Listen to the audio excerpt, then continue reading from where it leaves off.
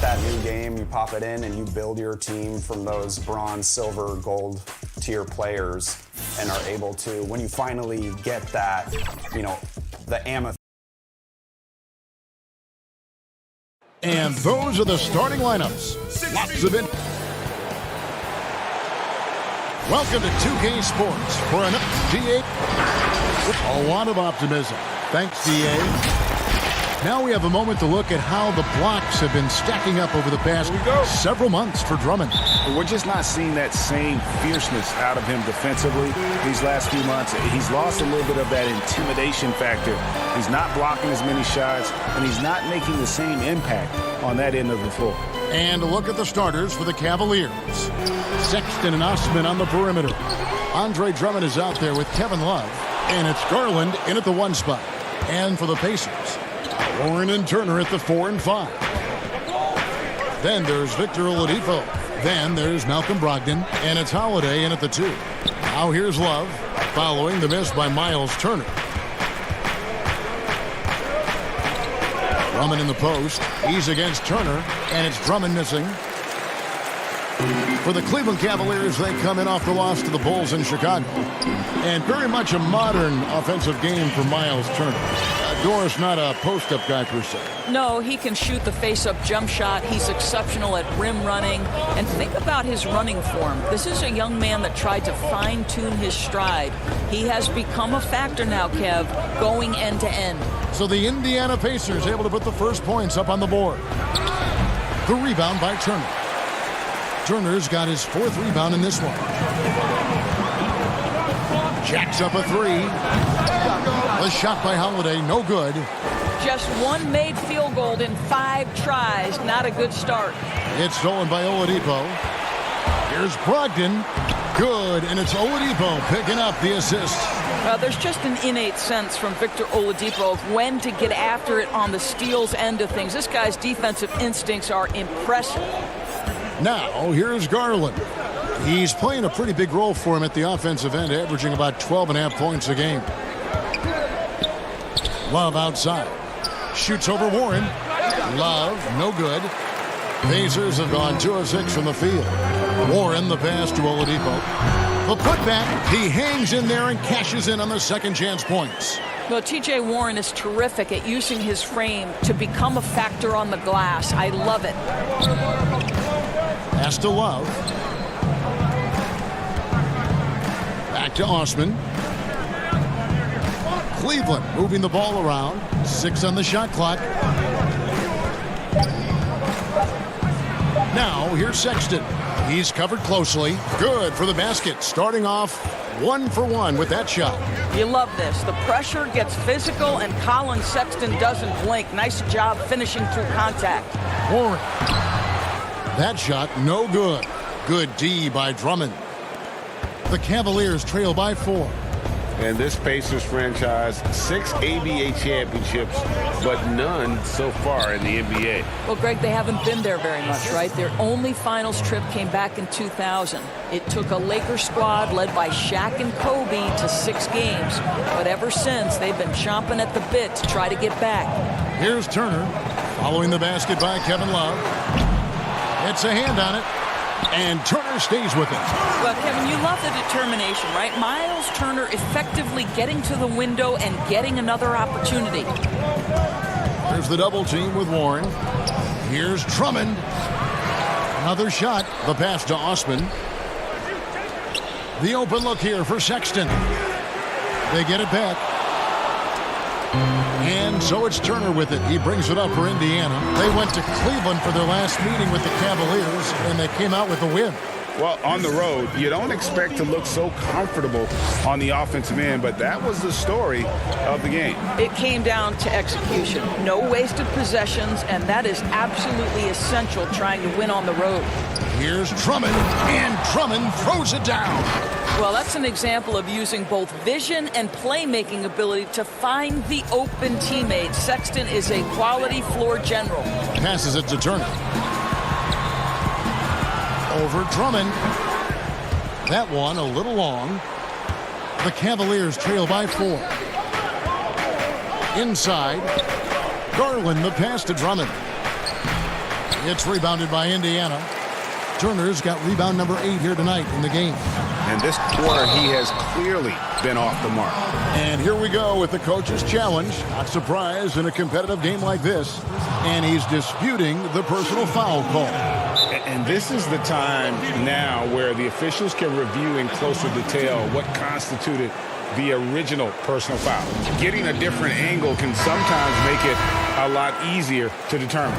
Greg, indeed, and the one thing with replay review is that when you see the slow motion replays, you really get a new appreciation for just the immense speed at which these players are moving and how fast the action really is and how hard it can be sometimes, Greg, to make the right call.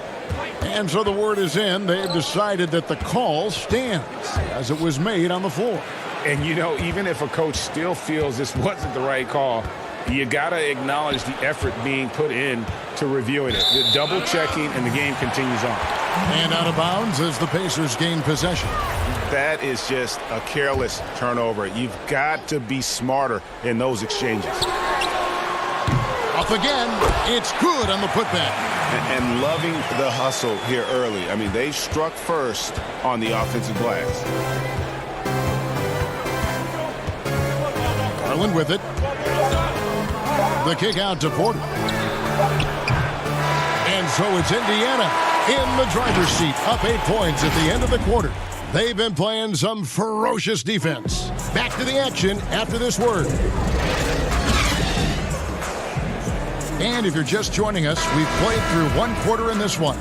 And let's quickly break down the game, guys, we have seen from Indiana. What do you think?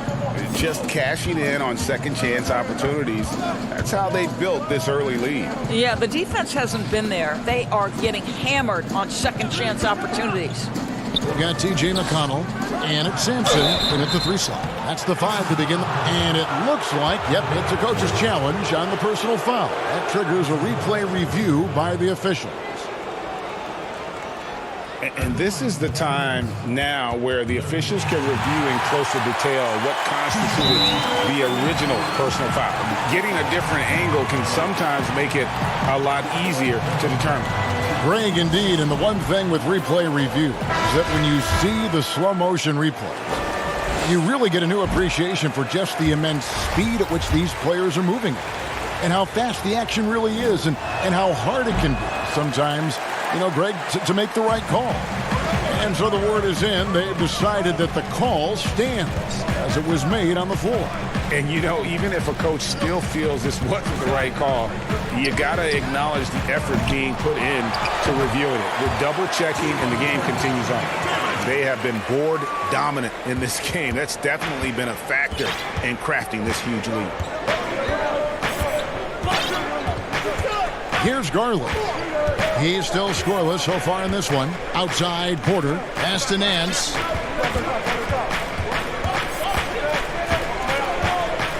Trying to get open is Thompson. Out that one. The Indiana lead has been cut down to 8 on the bucket from Larry Nance. Boy, if you would let Larry Nance Jr. carve out that kind of space, turn the lights out. On its way from McDermott for 2. And there are the Pacers with another bucket. And the Cavaliers with possession. It's off to Charlotte for them after this game as they take on the Hornets. 7-game road trip continues for them. That'll be game number 3. Here's Windler, guarded by Holiday. 5 to shoot. The kick out to Porter. Fires for 3. Here's Thompson. And that'll be 2 free throws coming up. Officials on the call with the foul. Well, Tristan is starting to develop a sense for how to find contact and working his way to the line. We've seen this explosion of Canadian players in the NBA. And really, Tristan Thompson led that way. The 4th pick back in 2011, Thompson was, at that point, the highest drafted Canadian in NBA history. Bitadze, the pass to Sampson. Some nice passing here by Indiana. He doesn't usually fire from out there. Sumner's got the lead up to 12 now for the Pacers. Of the 2 offenses here tonight, you can tell theirs is just a bit more in sync. And I think because of that, they've gotten the better looks to start this basketball game. Pass to Porter. In the corner, Nance with it. Right wing. Here's Windler. Offensive rebound. And there's Thompson putting it right back in. I think the activity level that Tristan Thompson plays with on missed shots is something every NBA player can learn from. Here's Bitadze. He's covered by Thompson.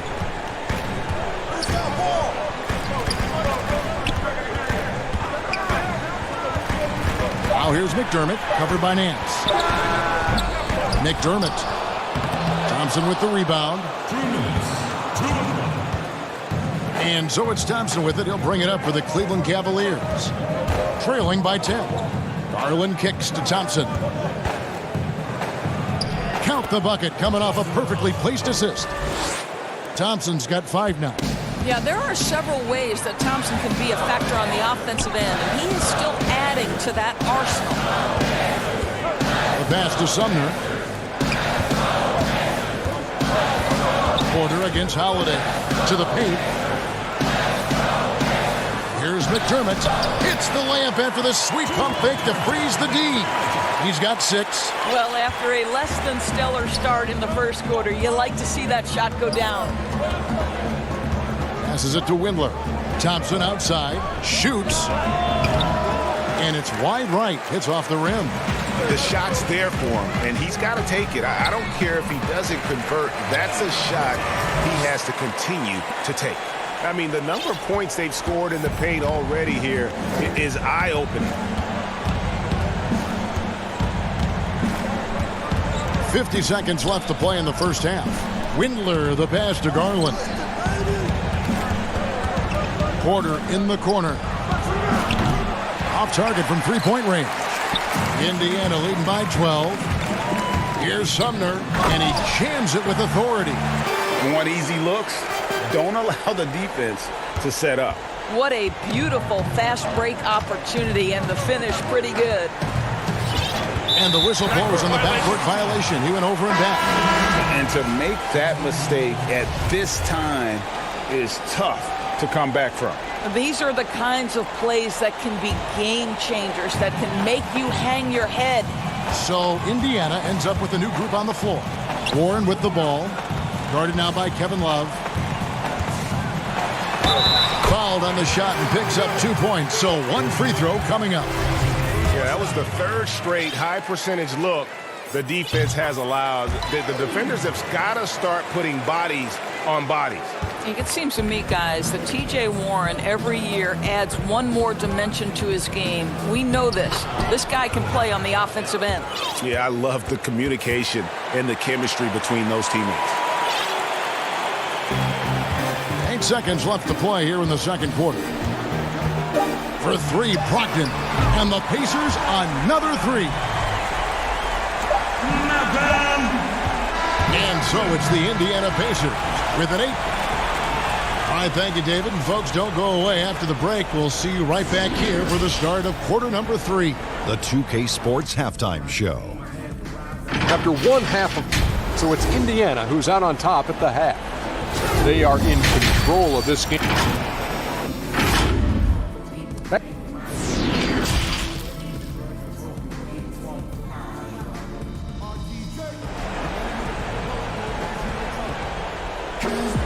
And with the second half upon us, we'll find out if this game becomes the route that it's threatening to be. We've seen T.J. Warren really having a great game. You just love the patience in that first half. Waited until he got the look he wanted. You know, as a coach, you can preach good shot selection, but it's up to the players to execute, and this guy has done just that. So on the floor for Cleveland, Garland and Sexton man the backcourt.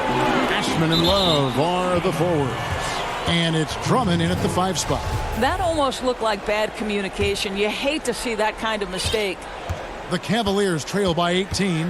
And the Cavaliers this summer selecting point guard Darius Garland with the 5th overall pick. The second-year man, Colin Sexton, already on the roster. Greg, how do you see the fit between these two players?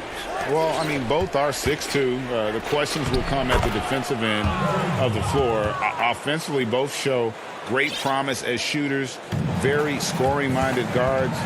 reminiscent possibly of a Lillard-McCollum pairing for the Blazers, which could be a roadmap for the Cavs. Well, so committed to scoring near the cup. T.J. Warren, nice touch. Now, here's Garland. He's guarded closely. And no matter what they've tried, the D just has not been able to deny them the ball inside. That's to Holiday. Some nice passing here by Indiana. And here's Brogdon from the arc. It's rebounded by Cleveland. Love's got 4 rebounds now tonight. Timeout called. Cleveland. We've always been wowed by the athleticism in the NBA, but it seems to be becoming even more athletic. Certain guys get it done, Doris, in different ways. Yeah, I think there's a couple of examples, Kev, of guys who don't have or are not blessed with incredible athleticism, but who have found a way to be successful. Nikola Jokic is a first-team NBA player who plays very much below the rim. And then you look at certain shooters who can affect the game. J.J. Redick, he is impossible to guard because he's one constant stream of movement. So, listen, if you have great skill for your position without athleticism, you can still find a way to have a job in this NBA. And there's another turnover by the Cavaliers. Now let's step back and look at the top passing teams in the NBA this season. The real stats, the real score from the real NBA. The Pacers in 5th. And a team that shares the ball will create opportunities for the right player to score. T.J. McConnell, he's checked in for the Pacers.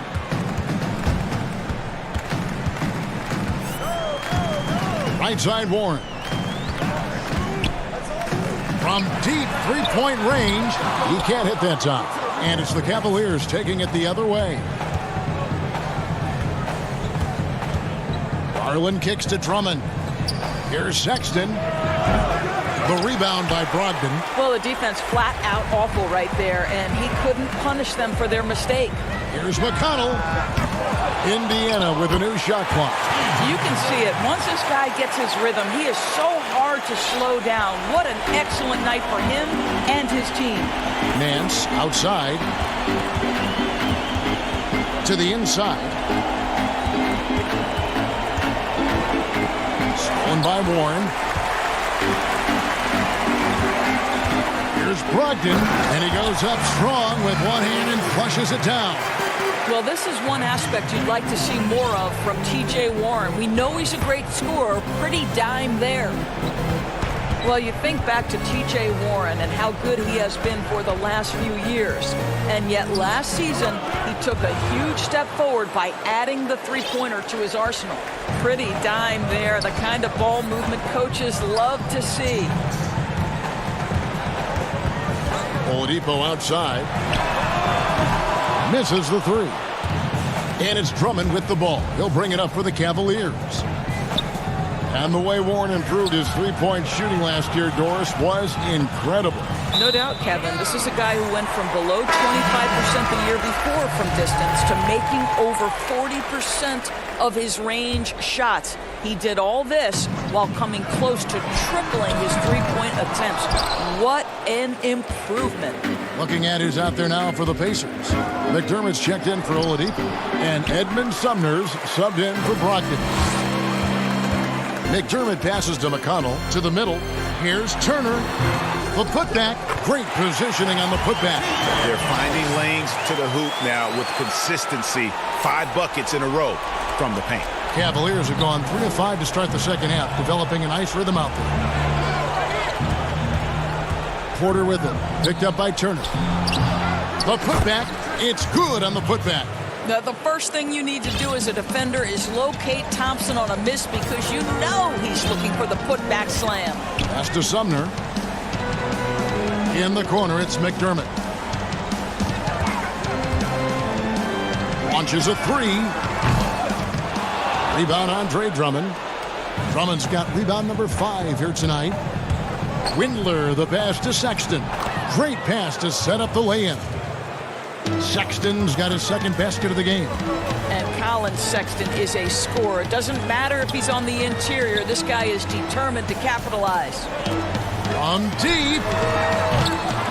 Kept alive by Indiana. Wow, just getting all the luck right now, it seems. Good bounce. And how about the perseverance offensively? I mean, following up the missed shot, and that results in second and third opportunities. The pass to Windler. Now Thompson. He's covered by McConnell. Nice shot by Thompson.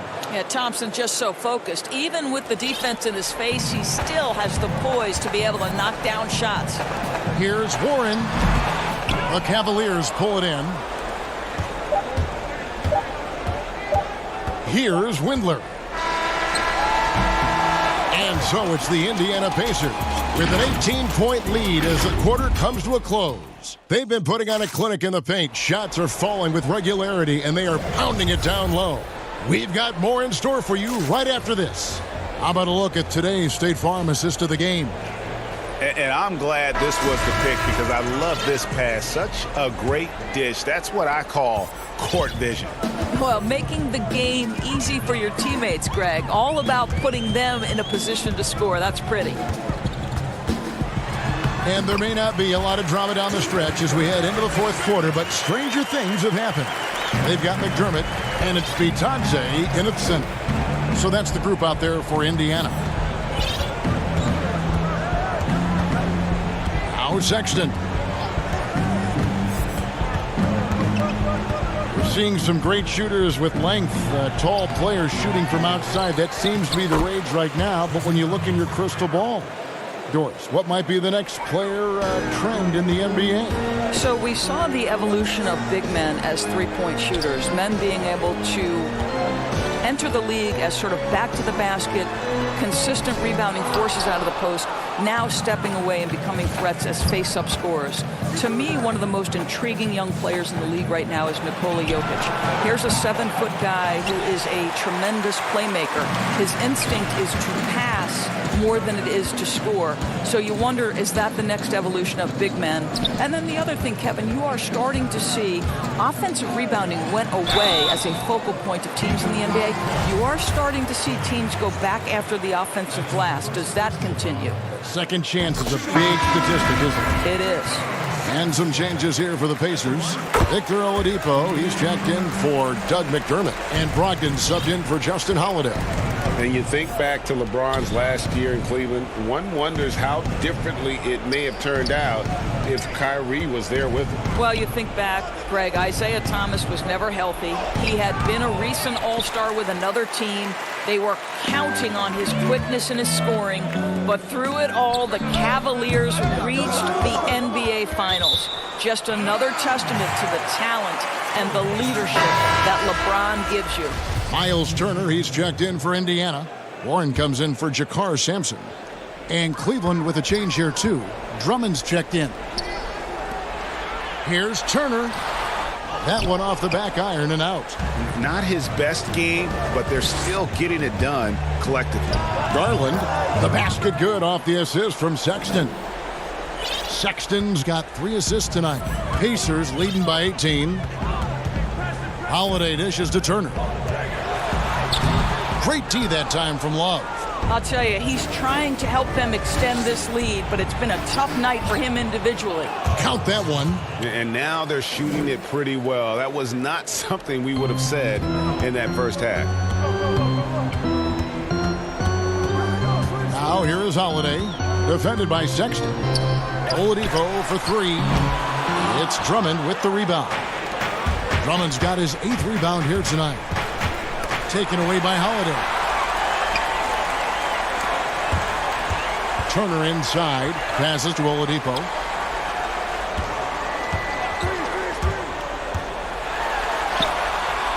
Turner. And another shot.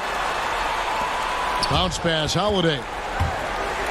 Pass to Warren, and stolen by Love. Now Cleveland moving it up. And that one's good. Osman. Well, stepping up the defensive intensity. How about Kevin Love being committed and getting a steal? Nicely done. On the wing, Holiday. Pass to Turner. From 13, and the jumper falls for him. And the Pacers lead by 16. Boy, that's as wide open as you're going to get. The defense needs to lock in and be better than that. Now, here's Sexton, guarded by Holiday. And he's fouled pretty hard on that shot, but he's got the chance to pick up the points at the line. T.J. Warren picks one up. Well, you love the fearless nature of Colin Sexton. Forces the issue, gets himself to the free throw line. Well, the young bull, Colin Sexton, getting a lot of playing time in his rookie season. Allowed him to play through his mistakes, and that's what you hope for coming in. And this is going to end in a lopsided victory. I love the tenacity and aggressiveness as well as the ability to close. You really got to give it up here for Indiana. This is a game where the defense, steals specifically, generating a lot of opportunities. And it created possessions for them, scoring opportunities, and that effort a big part of what will be a nice victory here tonight. And for the year now, they'll ramp up their win total to an even 40. And looking back at all the contributions tonight, it was a really phenomenal all-around game for T.J. Warren. No doubt he came to play tonight. This guy has been aggressive and effective. And even as the Cavaliers lagged at the very bottom of the standings, Greg, Sexton publicly described the season as fun. Would that bother you as a veteran? Losing seasons, they suck. I mean, no other way to put it. I think he cares about winning, but keeping that positivity is probably the best approach. So Indiana ends up with a new group on the floor. And out of bounds, the Cavaliers will take it.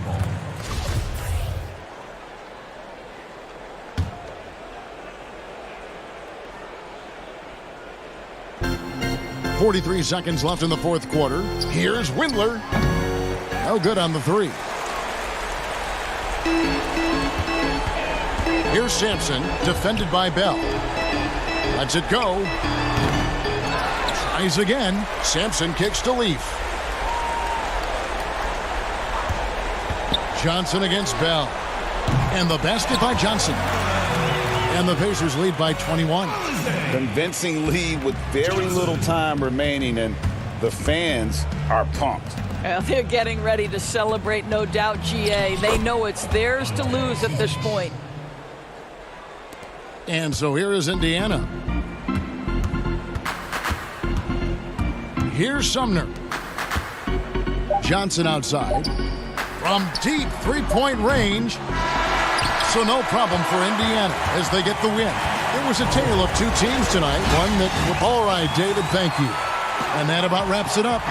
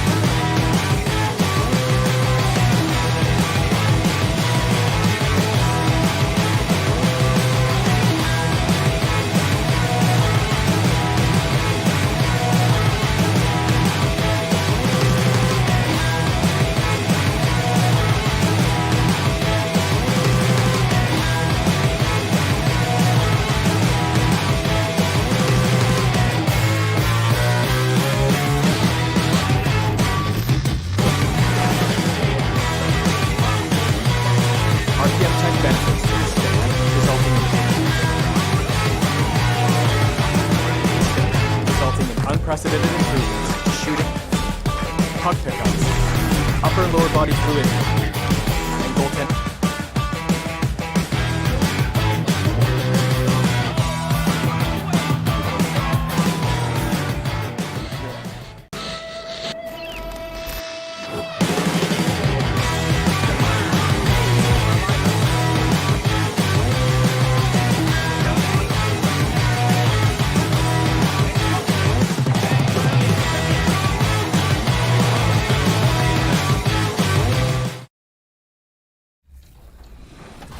Amethyst. It's like gold at that point. So it's just really progressing, building my collection, really just creating the dream lineup, getting my favorite players throughout the different eras and putting them in a mode and progressing my way through and just building. It's just my kind of mode. It's so fun. I'm looking forward to.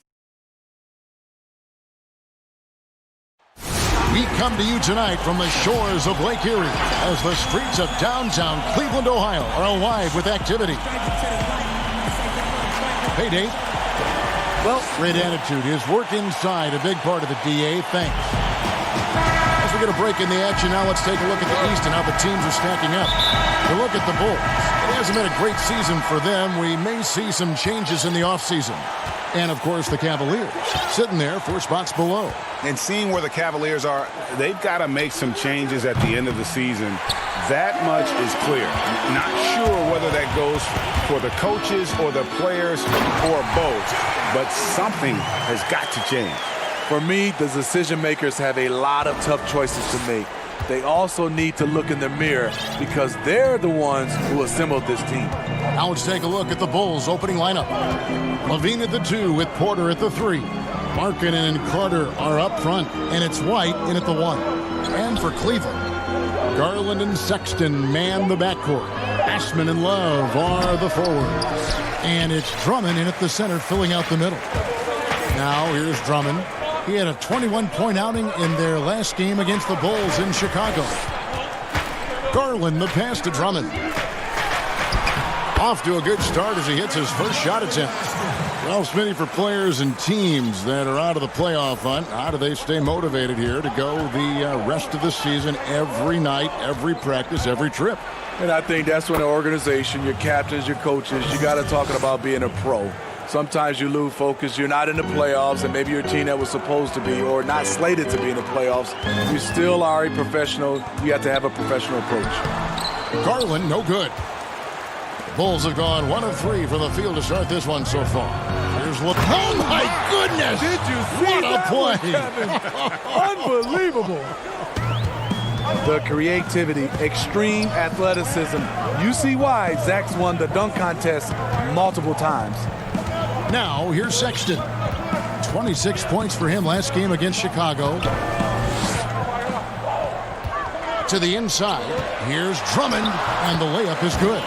You know, every night he plays through a lot of bumps and bruises. Drummond reminds me of Shaq in that respect. Now here's White. 20 points for him last game against Orlando. Again, Levine missing. And the great shooters know when they've got enough opening to go for the 3. I didn't think it was a bad choice on that possession. Now here's Porter after Colin Sexton's miss. Carter right side. And he can't bank that one in. Last game for the Bulls, it was a loss to the Magic. Drummond with it, and it's Carter picking him up. Drummond in the post. Carter on him. From deep. The shot by Sexton, no good. And when you are as good a shooter as he is, you have the confidence. You have to have the confidence to take that shot. It might not always fall. You know what another option is? Just give the ball up. Let someone else make a play. And Smitty, with all that he's been through, you can't question Zach LaVine's love of the game. You're so right. It's crazy to think LaVine wasn't even a starter in college, but he's worked so hard to improve the way he has fought back from injuries and continually dedicated himself to the game. Something to admire. White drives in, and they take the lead. Beautiful find by LaVine there. Takes his time to survey the floor. That's going to be over and back. Not watching for the line that time. And here's a rundown of the rookies already having a huge impact in their first season. These are the NBA's rookie scoring leaders. And you look at White, a top 5 scorer in the league. What a player he is. Well, coming in, you wondered how his talent would translate at this level in terms of scoring. And I've got to say, apparently, it's translating pretty well. Yep, that one goes. Yeah, they're going to have a nice little run here. The Cavaliers trail by 4. 1:02 left to play in the first. Sexton kicks to Garland. Markkanen against Drummond. And Drummond throws it down. Well, everyone knows once Drummond gets anywhere around the rim, it's pretty much a done deal. White drives in. That's good, and it's Levine with the assist. White's got his second bucket. And now you see them starting to really work the ball inside.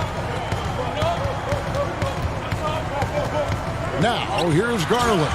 He's guarded by Markkanen.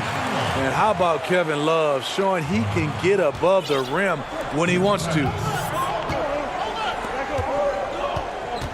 Outside, Levine. The 10-footer. That misses off the backboard. And Love's got the ball here for Cleveland. Trailing by 2. Outplayed in the previous game on their schedule, losing to Chicago. You got to give him an A for effort. Just fell a little bit short in that one. Yes, out on the road, it's hard to overcome missed opportunities, even when you're playing hard. I like this. I really do. He recognizes the mismatch, simply rises up and fires. And that concludes the first quarter of play. Bulls out front. They're up by 4. And we'll be back with you for the start of the second quarter when we return.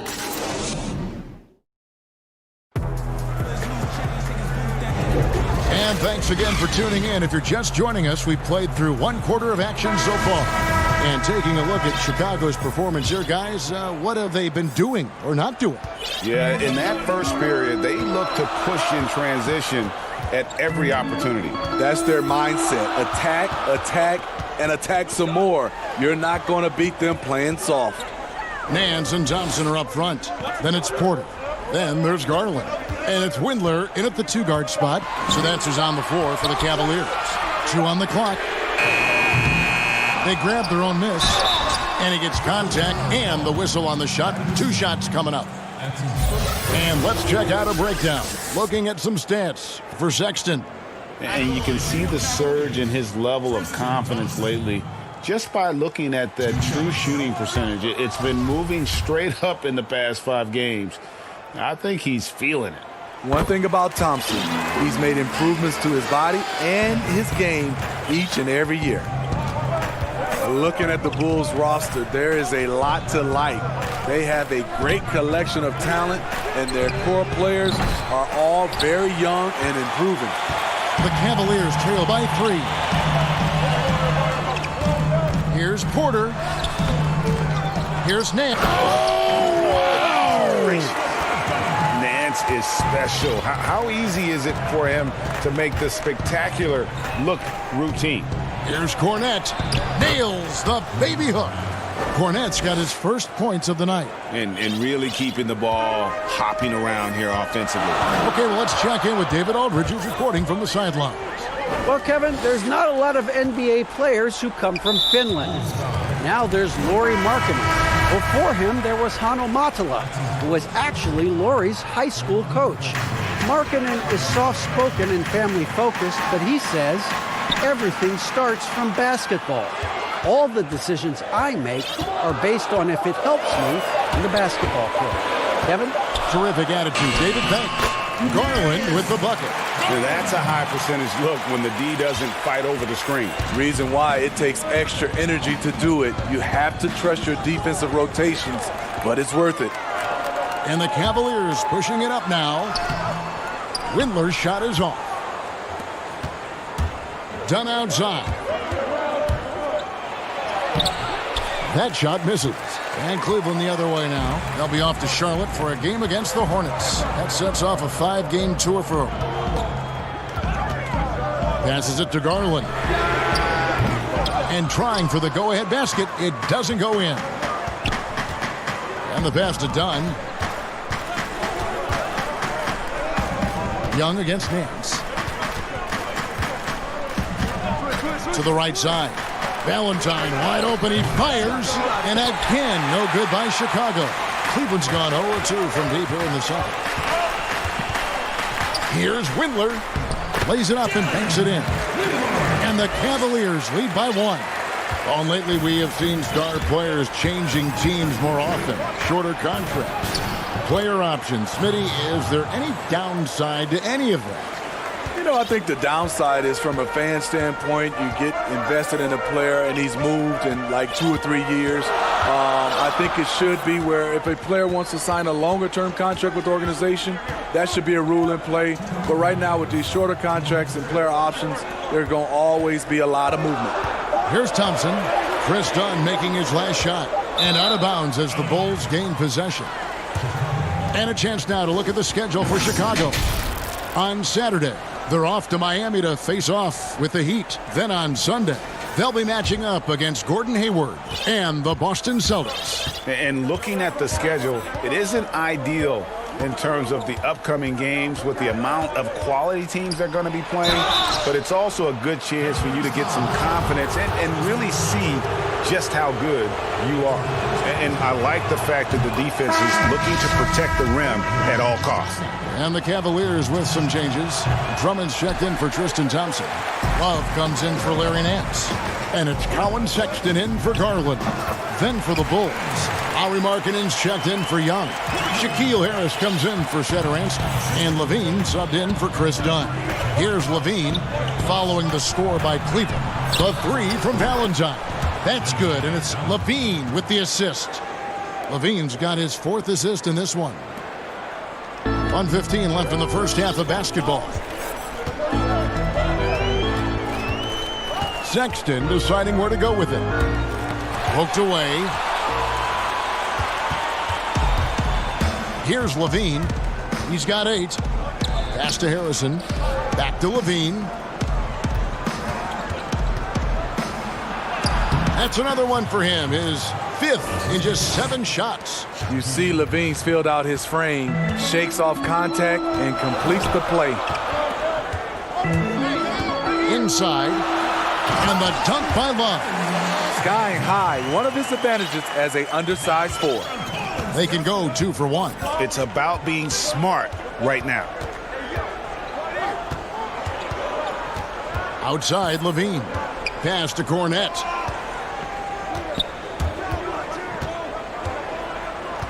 Back to Levine. Down to 5 on the shot clock. It's rebounded by Cleveland. Love's got 6 rebounds in the game.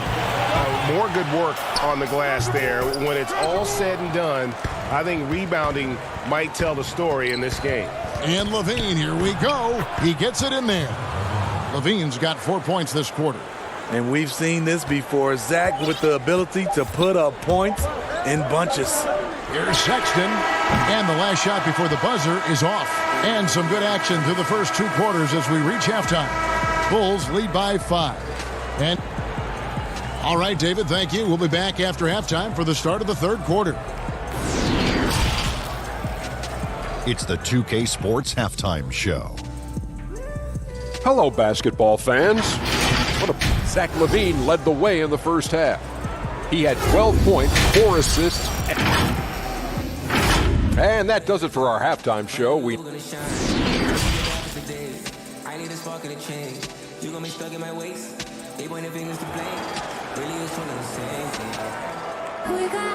And we're halfway through this one. Plenty of basketball left in a game that's been fairly even so far. You look at Zach LaVine, he's really been playing well. Well, we'll find out if they were able to find an answer for him over the break. He was scoring with ease in that first half. I think both sides probably adjusted a few things. The key for him is to bring the same level of energy over these last 2 quarters. And tipping off the second half, here's Jim Boylan's 5. White and Levine team up in the backcourt. Porter and Markkanen, the duo at forward. And it's Carter in at the 5. Now here's Levine, guarded closely.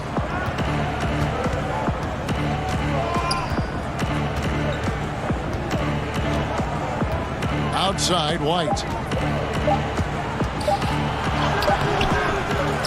Kick out to Levine. Second chance shot. Markkanen trying to break loose. Levine, good.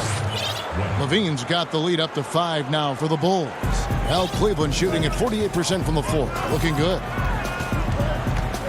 Pass to Sexton. Garland with it. Cleveland moving it around. Out to the right wing. Here's Osman. And out of bounds as Chicago gains possession. Now we have a moment to look at how the blocks have been stacking up over the past several months for Drummond.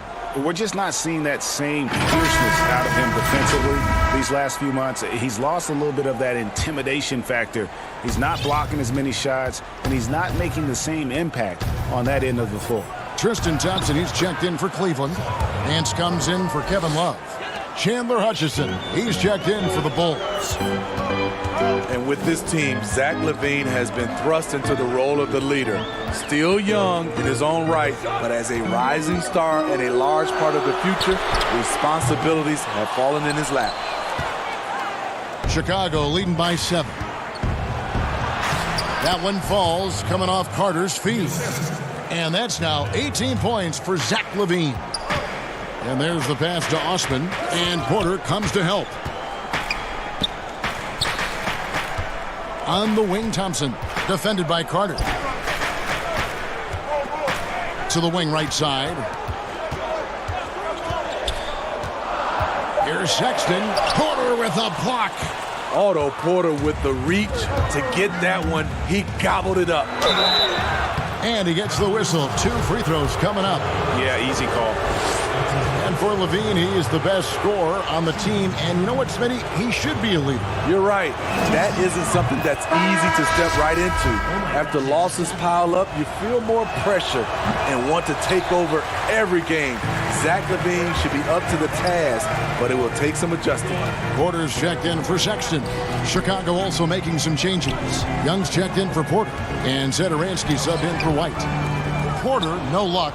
Yeah, the offense scuffling a bit to start this second half. Only 1 for the first 5. A touch over 2.5 minutes of basketball played here in the third quarter. Hutchison passes to Young. Now here is Carter. D right on him. The three-pointer is right on target. And it's now 22 points for Zach LaVine. Such great balance and rhythm on this shot. Zach LaVine making it look easy. Thompson, well-timed pass, and he goes straight to the bucket for the layup. And with those points, he puts an end to that 10-0 run by the Bulls. Pass to Zedaransky. And here's Young. There's 1:38 left to play in the third. LaVine for 3, drills it from outside. LaVine's got 2 now from beyond the arc in the third for Chicago. The Cavaliers trail by 14. Garland the pass to Thompson. On the wing, Nance. Thompson in the posts, defended by Carter. And this is where Thompson likes to get his touches, right at the basket. And Young, here we go. Shoots from the right block. And 2 free throws coming up, unable to get that one to go with all the contact. Starter in this league for almost a decade. Thaddeus Young's numbers, Greg, won't blow you away. So what is it that makes him a winning player? I think it starts with his defense, Kevin. Drawing charges and getting deflections. His quickness puts him in a position to make those effort plays. Catching up on the changes for Chicago. Lauri Markkanen's checked in for Wendell Carter. Harrison comes in for Chandler Hutchison. And it's done in for Zedaransky. Love against Young. Back to Dunn. Tries a 3. And the 3 ball is good. Dunn's got 5 now. The ball movement on this run has been fantastic and is a big part of why they've been able to get these good looks. Pass to Garland. Drummond in the post. Markkanen on him. That is good. And the Bulls' lead is cut down to 12 on the bucket from Drummond. And he's really shot the ball well, but it hasn't been contagious.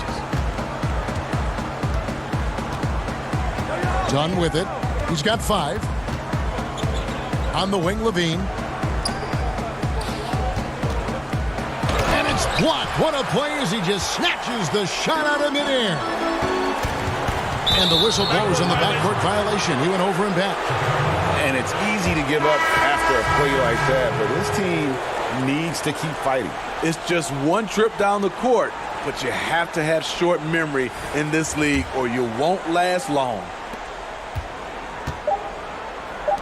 Three-pointer, Markkanen gets the three-pointer to fall. Markkanen's got his second bucket of the night. And so it's the Chicago Bulls finding a 15-point lead at the end of the quarter. What a night they've had in terms of their shooting. Everything dropping in for them. Right back after this break. And with the fourth quarter upon us, time is running out for this game to become competitive.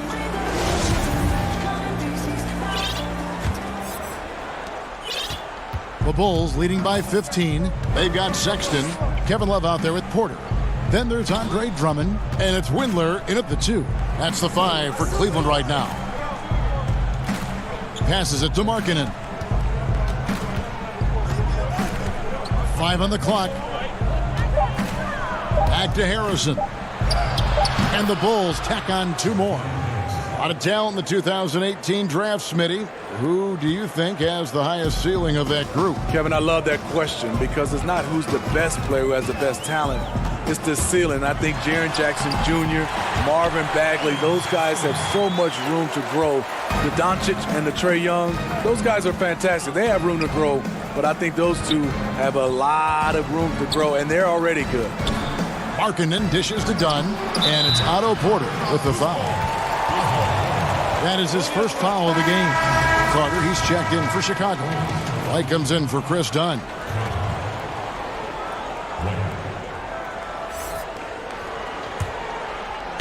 And so it's Drummond with it. He'll bring it up for Cleveland. 15-point game. Sexton the pass to Drummond. Out to the right wing. Laid in with a nice touch off the glass. The defense not putting up any fight on the inside. They've allowed 10 straight points in the paint. The pass to Markkanen. The 17-footer. Up again. He hangs in there and cashes in on the second chance points. And the Bulls lead by 15. Oh, a nice tip in to salvage the points from that missed shot. Yeah, and those second chance points can add up. And it's Drummond missing. Well, Chicago has gone 5 of 9 when they put up the three-point shot tonight. Carter, the pass to Markkanen. One-on-one here. Here's Porter. And the call on the shot that sends him to the line. At the line for your Cavaliers. Free throw good. Porter. Eddie Osman, he's checked in for the Cavaliers. And the Bulls making a change here as well. Saransky's checked in for Shaquille Harrison. The Bulls leading by 13. Last quarter of play, about 2 minutes in now. And Porter comes to help. Outside, Markkanen. Clock at 6. Carter kicks to Satoransky. A three-pointer off the mark. Cavaliers have gone 2 of 3 from the field to get the fourth quarter started. Porter looking it over.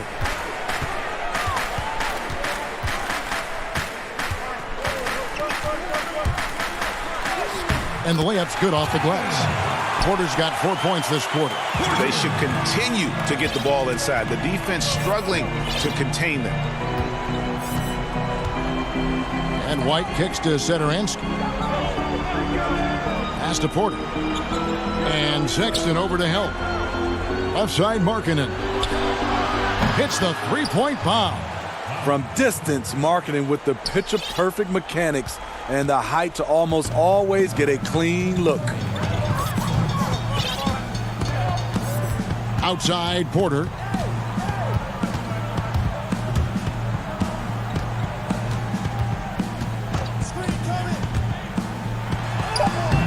He can't get that one to fall. Excellent D there from Markkanen. And Satoransky kicks to White. And we're about 3.5 minutes into the fourth quarter. Porter outside. And that's collected by Love. Love's got his 7th rebound here tonight. And players now, Steve, more able to dictate where they want to play. How has free agency changed since you came into the NBA? I think the signing of shorter contracts, Kevin, guys with player options. And then I think also for a lot of players, they're not taking as much money, leaving money on the table because the endorsement deals off the court is making up for some of their money on the court. Carter outside, kicks it to Porter. Lets the three fly, and that's collected by Love. And here's Cleveland. They've allowed just 7 points here in the fourth quarter. Pass to Osman. Cleveland moving it around. Porter in the corner. Back to Love. And he floats in for the easy two. Credit the assist on that one. And you got to like that they found something positive here, something that maybe carry overs into the next game. They put together some great possessions here at the end. It's a shame they could have used this run much earlier.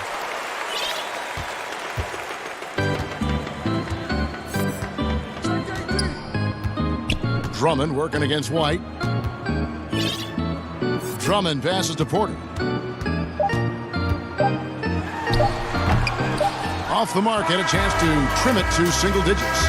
And so Chicago takes this one, and by a big margin. And in the win, a comfortable win in what was, I think, a pretty hostile environment. It really was. You know, it.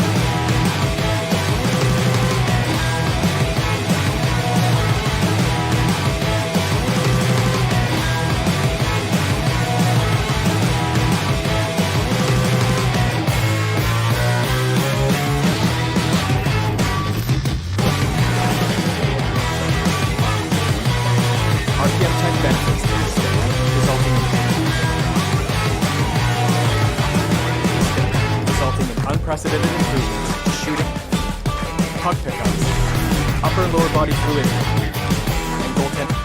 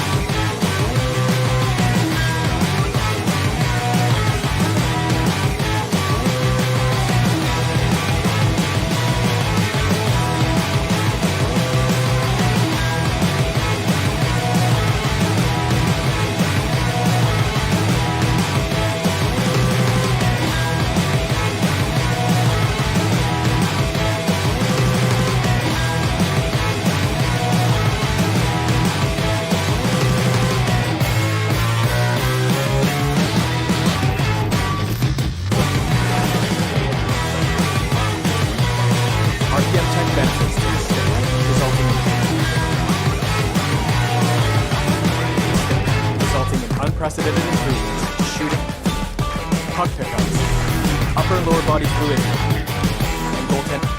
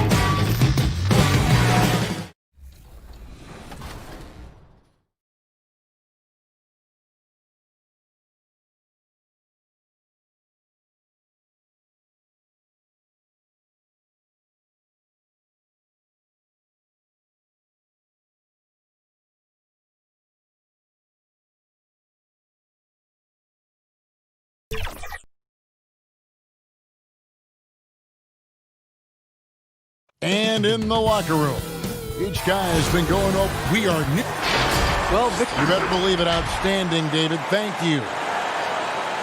And here's a look at some numbers for Brogdon. He hasn't been as sharp in the past 10 games as we're used to. It shows in his passing. The assist numbers down. Even the simple passes look tough for him right now. Maybe tonight he can get back on his game. Let's check out Indiana's starting lineup. Warren and Turner at the 4 and 5. Then there's Oladipo. Then there's Malcolm Brogdon. And it's Holiday in a shooting guard. And for Chicago, Markkanen and Carter are up front. LaVine at the 2 with Porter at the 3. And it's White in at the 1. Well, Zach LaVine possesses a speed, Chris, and a burst that makes him a very tough match. Yeah, he has a great first step. I mean, when he's trying to beat a defender off the bounce, you can't let him get an edge to the hoop. He'll flush it on your head 9 times out of 10. Lays it up off the glass. Good at running the correct route. I love that play. I like seeing LaVine work hard to beat everyone up the court. Holiday surveying the floor. The putback, and Warren able to finish.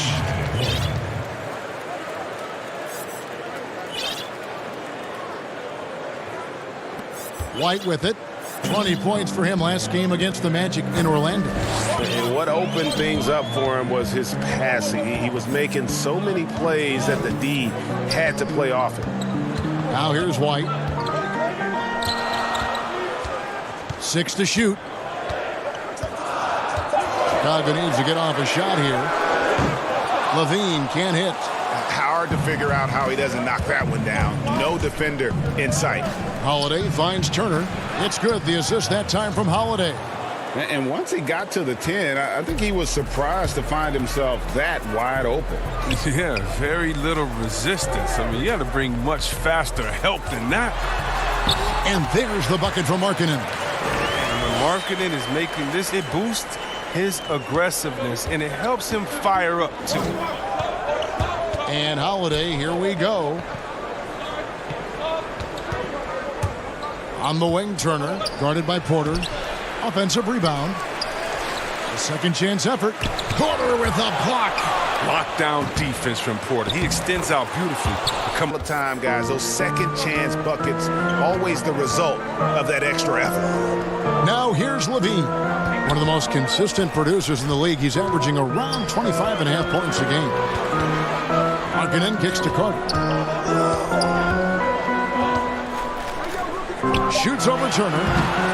They get it again.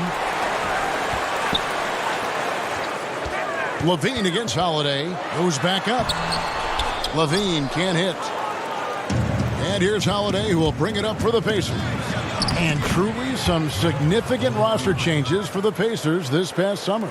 Jeremy Lamb, Malcolm Brogdon, T.J. Warren. They've gotten younger and gotten better as well, if you ask me. Excellent work by the Pacers front office. Here is Porter after the made shot from Victor Oladipo.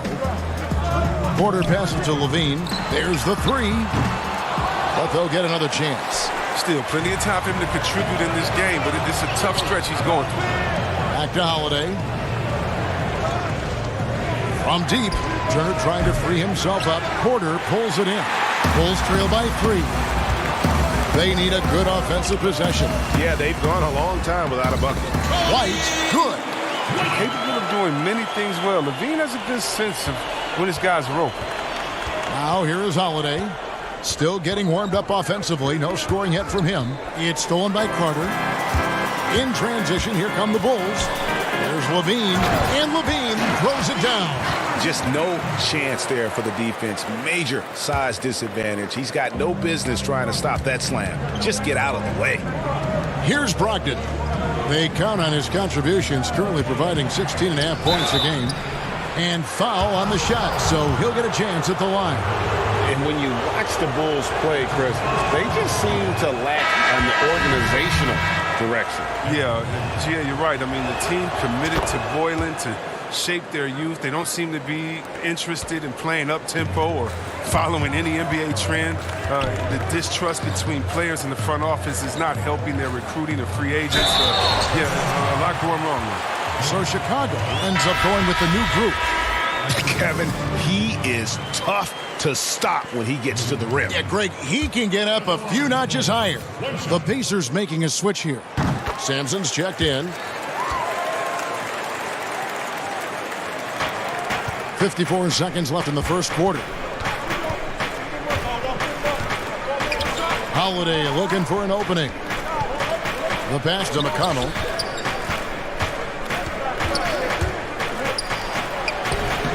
Chicago grabs the miss. The last time these two clubs came together was also in this building, with an unfortunate ending for the home team. And their last time playing this club, foul trouble became a big problem for them. Their starters had to take an early stint on the bench. Yeah, and they can't afford a repeat of that. They need a lot more minutes out of their core group tonight. The putback controls the rebound and puts it back up and in.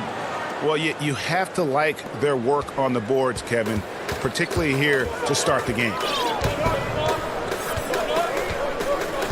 Now, here's Dunn. Taking a look at his stats, he's averaging around 7.5 points a game. No good on the shot, a bit long that time. With the D playing soft off him, he might have been better off taking it to the hoop instead of settling for the jumper. At the end of one, a closely contested game. 9 times out of 10, he gon'. And as we return, it's Noche Latina, celebrating the NBA's connection to the Latin American community. And from what we've seen so far from the Bulls, what's your take? You got to credit their defense, communicating, rotating, making plays on the ball. No question. It's been stifling thus far, preventing that offense from establishing any kind of rhythm. On the court for Indiana, they've got McDermott, and it's Holiday in at the two-guard spot. Young passes to Hutchison. Here's Dunn. You got it. Come on. And a miss there on the triple. Pacers trail by 3. Well, so many people were worried about Chris Dunn's offense after his rookie year, but you know what, Greg? He's turned it around. And gone from struggling to hit 40% of his shots to shooting better from the floor. Still a strong defender, and he's making people forget that his offense was ever a question mark. What unselfishness from the young guard, Dunn. He's making more of an effort to distribute the ball. McDermott, no one around him. The shot, no good.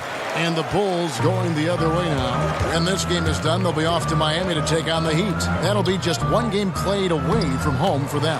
And the shot goes down. Young's got the lead up to 5 now for the Bulls. Pass to Bitadze. Baseline try, and the shot goes in. Well, you like guys who can work that in-between area, really keeps the defense honest. Oh, yeah, flexibility is crucial. You have to be able to take what the defense gives you. Now, here is Young. He gives his team some nice contributions, averaging a bit over 10 points a game. Misses the layup. He had him with that pump fake. And they haven't been able to turn it into a big lead, but their rebounding advantage is starting to add up. Outside Holiday, and that one's good. His second basket of 4, shooting 50%. He's an improved distance shooter. Holiday, he's added to his game, and it shows. Passes to Hutchison. And here is Satoransky. Still looking for his first bucket in this one. And it's blocked. Out of bounds, Bulls ball. Chicago keeps possession. Denzel Valentine, he's checked in for the Bulls. Shaquille Harris comes in for Dunn. Edmund Sumner's checked in for Indiana. Shot clock at 5. Young up top, over McDermott. Chicago now working with the new shot clock.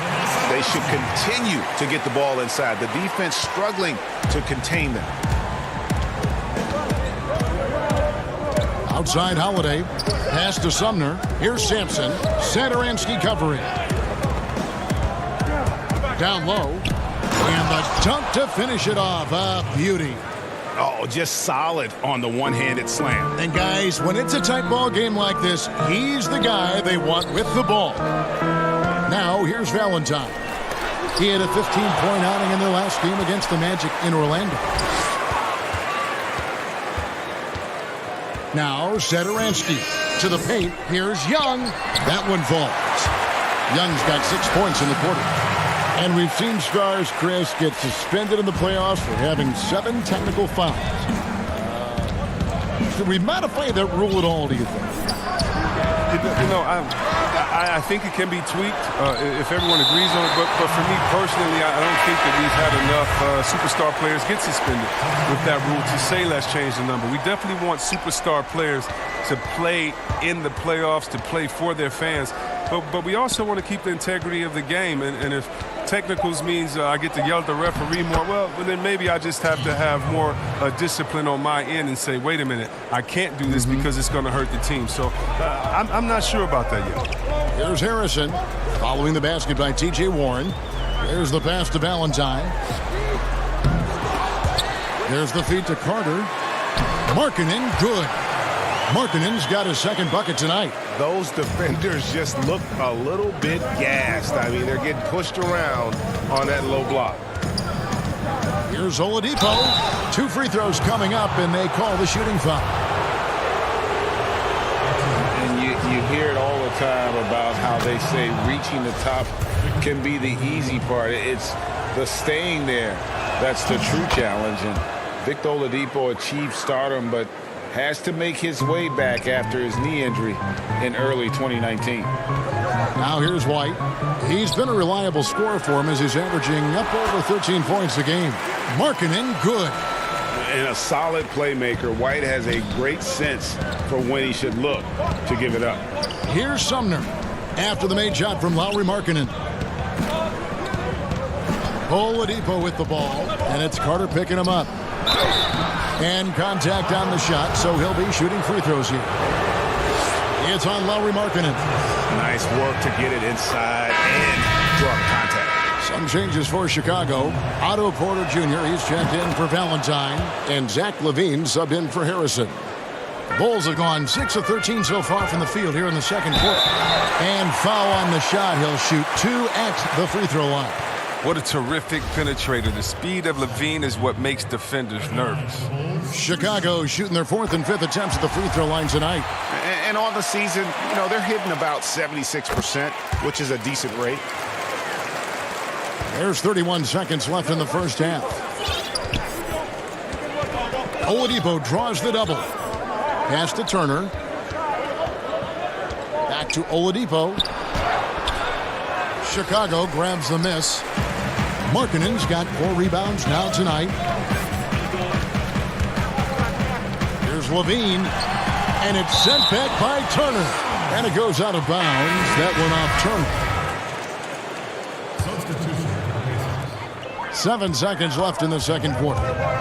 Here's LaVine. Markkanen, great positioning on the putback. And the Bulls lead by 4. I love the effort there. It's huge whenever Markkanen uses his body and height to grab offensive board. And a close game so far. And now, the 2K Sports Halftime Show. Hey, welcome back. It was a closely contested first quarter for Chicago. They never trailed by more than 3.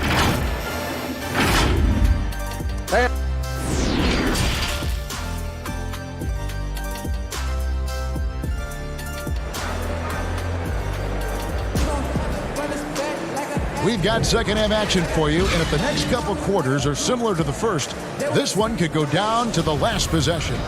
Lauri Markkanen having a dominant impact in this game. And he was an absolute monster on the offensive glass in that first half. I don't know how you slow him down.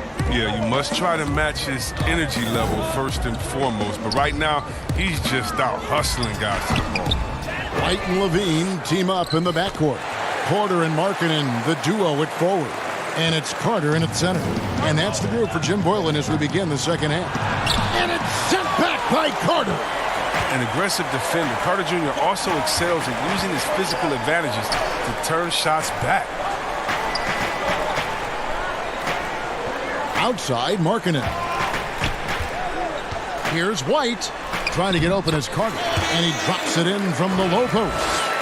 It's a great move, and he catches the defense completely off guard. You'd like to see a little more energy coming out of halftime with the defensive end. Now, here's Warren. His numbers are looking pretty good. He's got his scoring average up around 18.5 points a game. I guess even he has to miss one of those once in a while. And see what you talk to the Bulls fans, and they are eager for a return to greatness. Yeah, GA, it's been a long time since the Jordan era, and Bulls fans know it. But you know, GA, the Bulls have a very loyal group of fans. Their patience has been tested, though. This team needs results. And LaVine, here we go. Good D by Brogdon. He'll breathe a big sigh of relief if they hang on to win this game. He's not done much to contribute tonight. Tips it up, and Turner stays with it. Turner's got his second basket of the night. They needed that one. Maybe they'll get it going after 4 straight misses to start the half. And so here is Chicago. They've only allowed 2 points so far here in the second half. The shot's good from Carter. Carter's got the lead up to 10 now for the Bulls. Well, we've seen that movie a few times, haven't we? An easy bucket in the paint. Shot's good by Turner. Yeah, the D has not been able to keep the ball out of the paint at that end of the floor. Here's White. Three-pointer, Markkanen. The rebound by Turner. Turner's got his 4th rebound with that last one here tonight. Shooting foul as the whistle blows. He'll shoot 2 free throws. And to talk about the quiet producers in the league, T.J. Warren is one of the first names that come to mind. The last few seasons, Warren has come close to chipping in 20 points a game. Doesn't do anything flashy, but he just hits his shots and piles up the points on a nightly basis. Here's Harrison. Nothing yet on the scoreboard for him. Down low. Some nice passing here by Indiana. Here's Bitadze. Dishes it to Warren. And he uses the glass on the layup. Warren's got 8 points. Oh, don't forget about this fella for a second. He is the definition of dangerous. Harrison kicks to Dunn. Passes it to Hutchison. Just 4 to shoot. Here's Cornette. Dunn outside. Back to Harrison.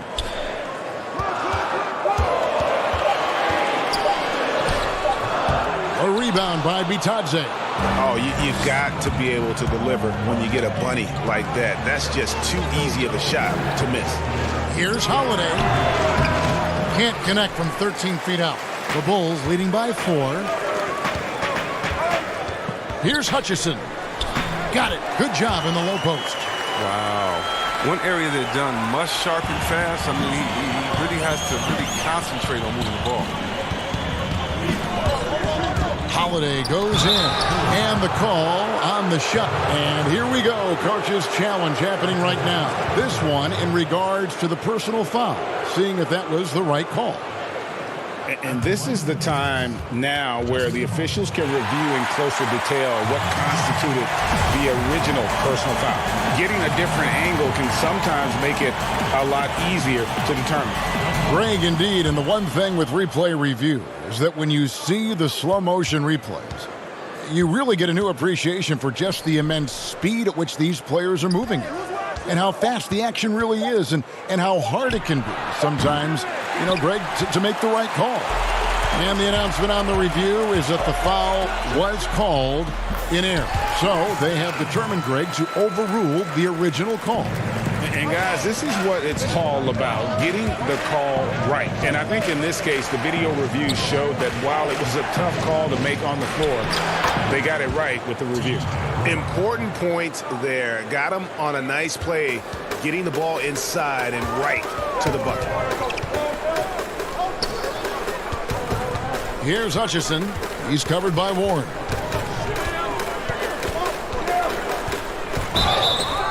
And that'll be 2 for... And now, yep, this will be a coach's challenge. We thought that might happen, triggering a review of the personal foul. And I think when it comes to some of the more difficult calls to make, personal fouls can be tough. The action is so fast that it's really tough to catch everything in real time. The wonders of technology, Greg. We've seen replay reviews so effectively, and Involving the coaches by being able now to challenge like this is something a lot of people have been hoping for. And so the word is in. They've decided that the call stands as it was made on the floor.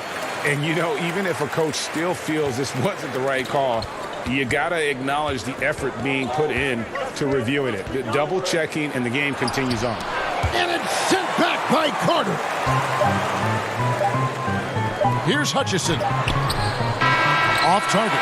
And so it's Chicago, bringing the quarter to a close with a 7-point lead. And they've done it. Now let's take a look at our assist of the game presented by State Farm. And the winner today, the big fella here with the sweetest of dimes. What a plus it is to have a post player who's got this ability to find. It makes it a tough play to defend because you also have to guard against him taking it himself.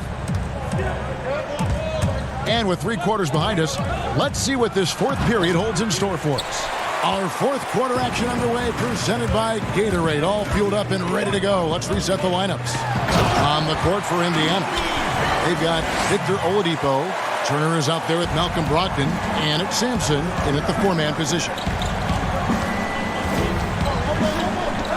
Here's Sumner, guarded by Levine. Pass to Oladipo. And he drops in the layup off the glass. Just not enough space for him to get to the rim. I mean, and the finish is flawless. Levine with it.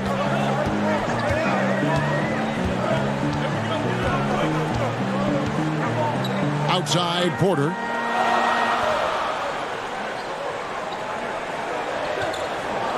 Back to Levine. Taken away. Oladipo goes in. Makes it off the glass. That's just the product of good pass work. I mean, nice team basketball right there. And here's Levine, who brings it up for the Chicago Bulls. They've led by as much as 10. And he gets the whistle. 2 free throws coming up. It's going to be on Miles Turner. Well, you just watch Levine play, and you can see the athleticism he possesses. Right, just explodes anytime he wants to. And guys, with Levine, the speed and first step have always been there for him. But you can see the strength he's added to his game since his rookie year whenever he goes at the rim. Here's what Chicago's going with right now. Lowry Markkanen comes in for Young, and Satoransky subbed in for White. Warren, good. Yeah, nothing too fancy. Just getting the job done when they need to. Make every possession count. Now, here's Satoransky. Outside, Porter. The pass to Levine for 3. That's all good, and that's his 5th basket of the game. He's shooting 5 for 11 now. He's made the most of the halftime break. He shook off the problems he had in the first half, and he started to settle in.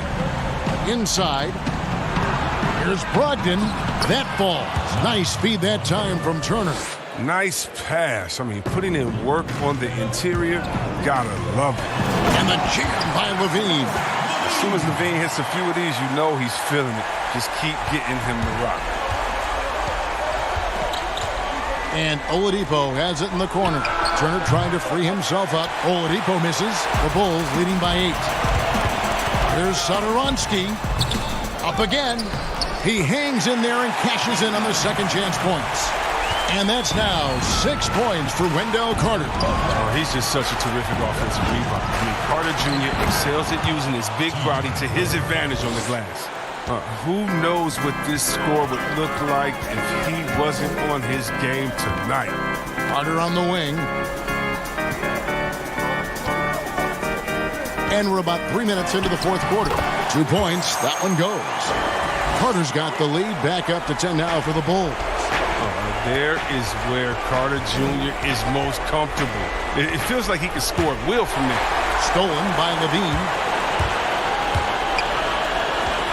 And Satoransky wide open. He fires. And the baseline jumper, no good. Pacers trail by 10. Brogdon the pass to Warren. Markkanen pulls it in. Markkanen's got his 7th rebound of the game with that last one. There's Porter with the 3. And out of bounds as the Pacers gain possession.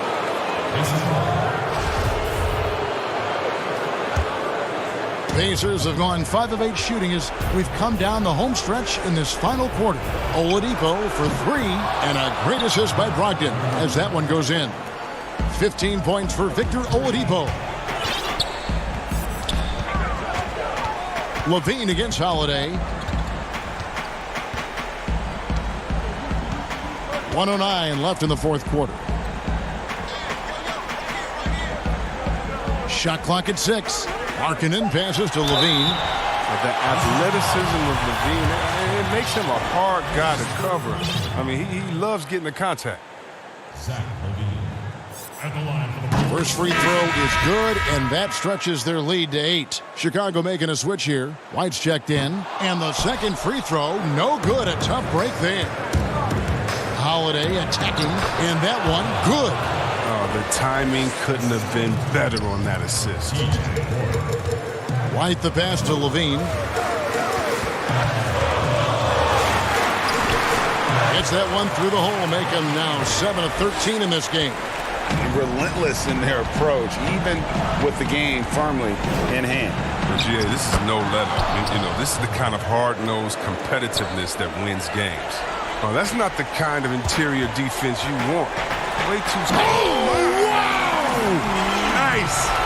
Got to give LaVine some love. Many of the dunks he pulls off are just flat-out nasty. We've got a 9-second difference between the shot clock and the game clock. It's in! Oh, and that cuts the lead to just 5. That's a nice play, getting the separation he needs for a clean look. Yeah, he may just have to put a little more arc under that. But either way, it's a tough shot. And he gives that rim a good tug on the way down. Well, that's how you drive your point home right there. The shot by Holiday, no good. LaVine against Holiday. LaVine kicks to White. Lets it go from deep. And no good. And so it's Chicago winning this one. It was up for grabs right until the final seconds. Yeah, and for me, Captain.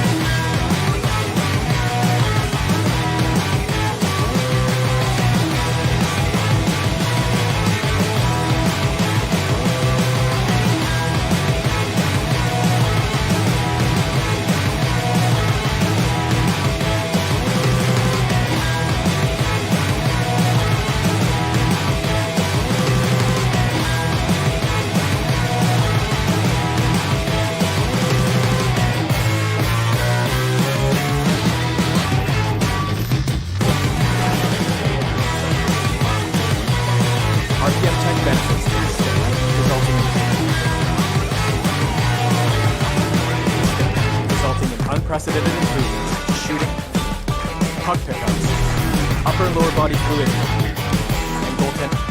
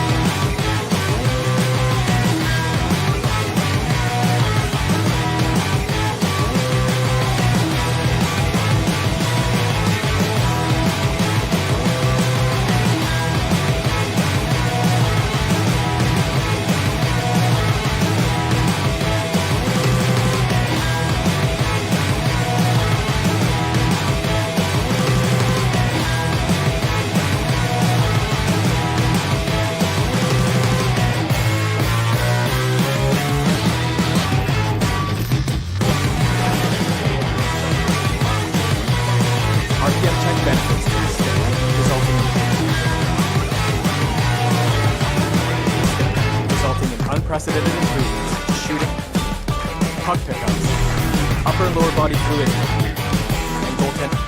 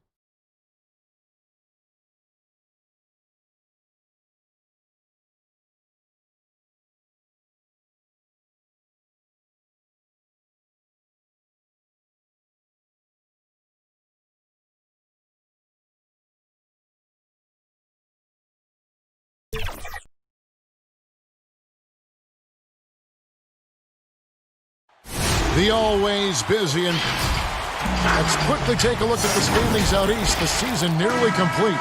Taking a look at Indiana. If the playoffs started today, they'd hold the number 5 seed. Of course, they're looking to build on that. And of course, Cleveland, not in the same realm right now in terms of their record. And right now for the Cavaliers, they're already looking to the offseason. And that's a shame. Their fans deserve a little bit more from this team. And the body language right now kind of telling the story. Losing takes a huge toll on you, especially during an 82-game grind. Let's check out Indiana's starting lineup.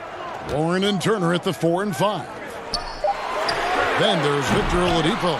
Then there's Malcolm Brogdon. And it's Holiday in at the shooting guard.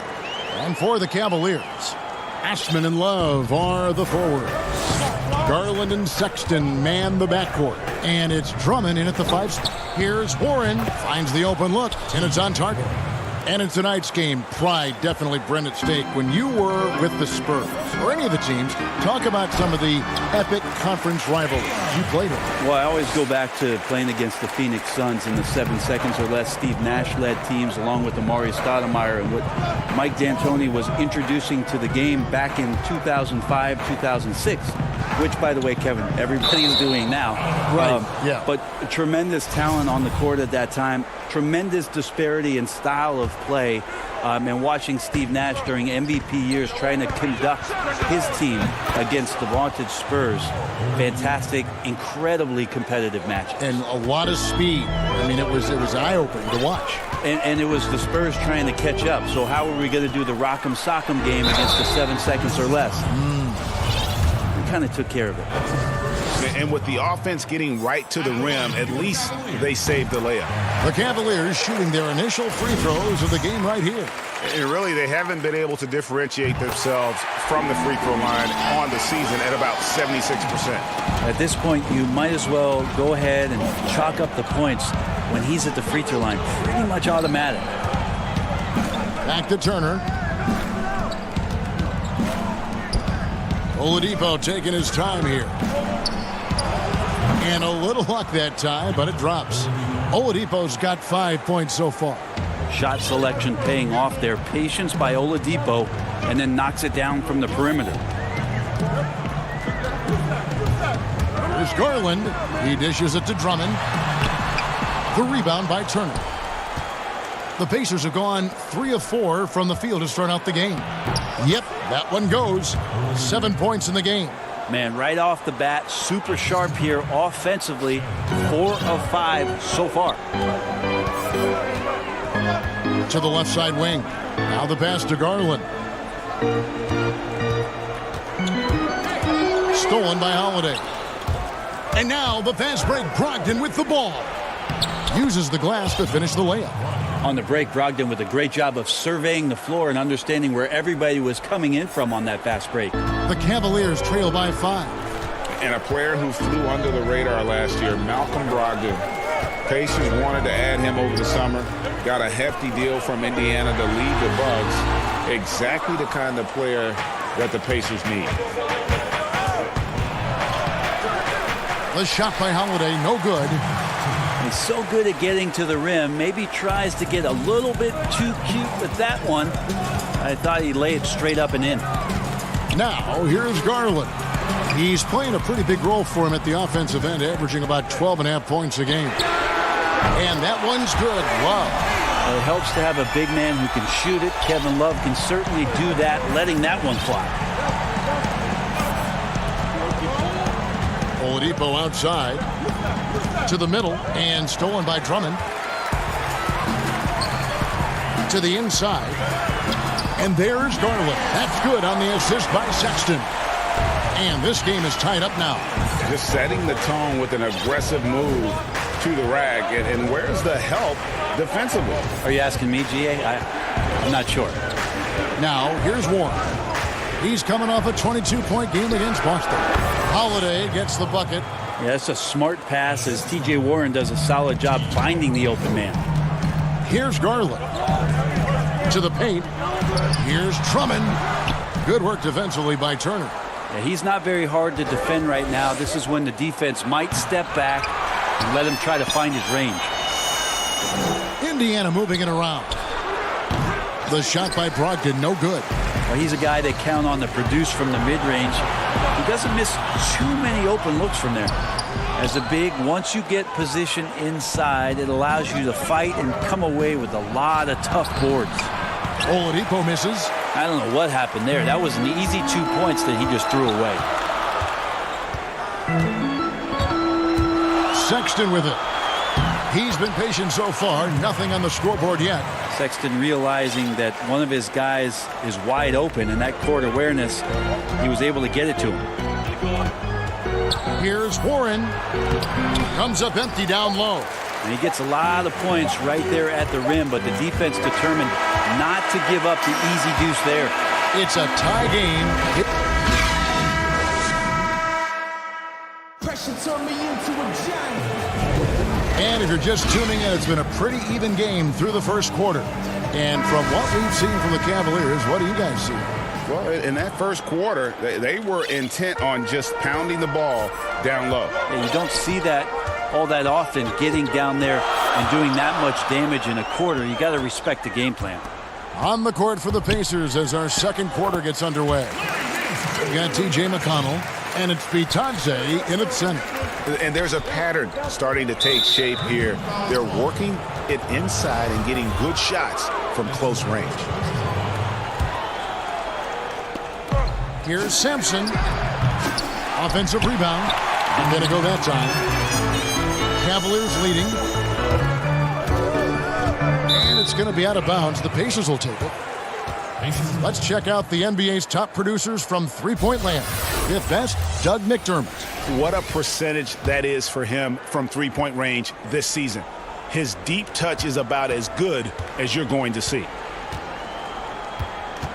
And Holiday kicks to McConnell. It's stolen by Nance. To the left wing. Here's Windler. That's in, coming off the assist from Thompson. Windler's got his first basket of the night. Thompson doing a good job looking for his teammates, using his size to see over the defense. Here's McConnell. Off target with his three. The Cavaliers leading by 4. Think about the Cavs and the 2 MVP awards that were won for that franchise. Of course, that was LeBron James in back-to-back seasons, both in 2009 and 2010. There's Porter with the 3. That shot missing. So the Pacers will take it the other way. They couldn't put the pieces together, losing that last matchup with Boston. That final score really caught a lot of people off guard. I think we would have to quantify that one as an upset. No question. I know I did not see that coming, especially when they had a chance to win it late in the fourth quarter. I thought for sure they'd get it done. Edmund Sumner's checked in for Indiana. And then, in 2013, with Miami, LeBron Brent finished one ballot shy, burning all the MVP votes. We wouldn't see a unanimous MVP winner until Steph Curry did it in 2016. But just as impressive, if not more so, LeBron James with a total of 4 MVP trophies over a 5-year span. Here's Bitadze. Larry Nance making his last shot. Bitadze with the bucket. Now that's the kind of passing right there that makes a difference, not just in that possession, but maybe on your play for the entire game.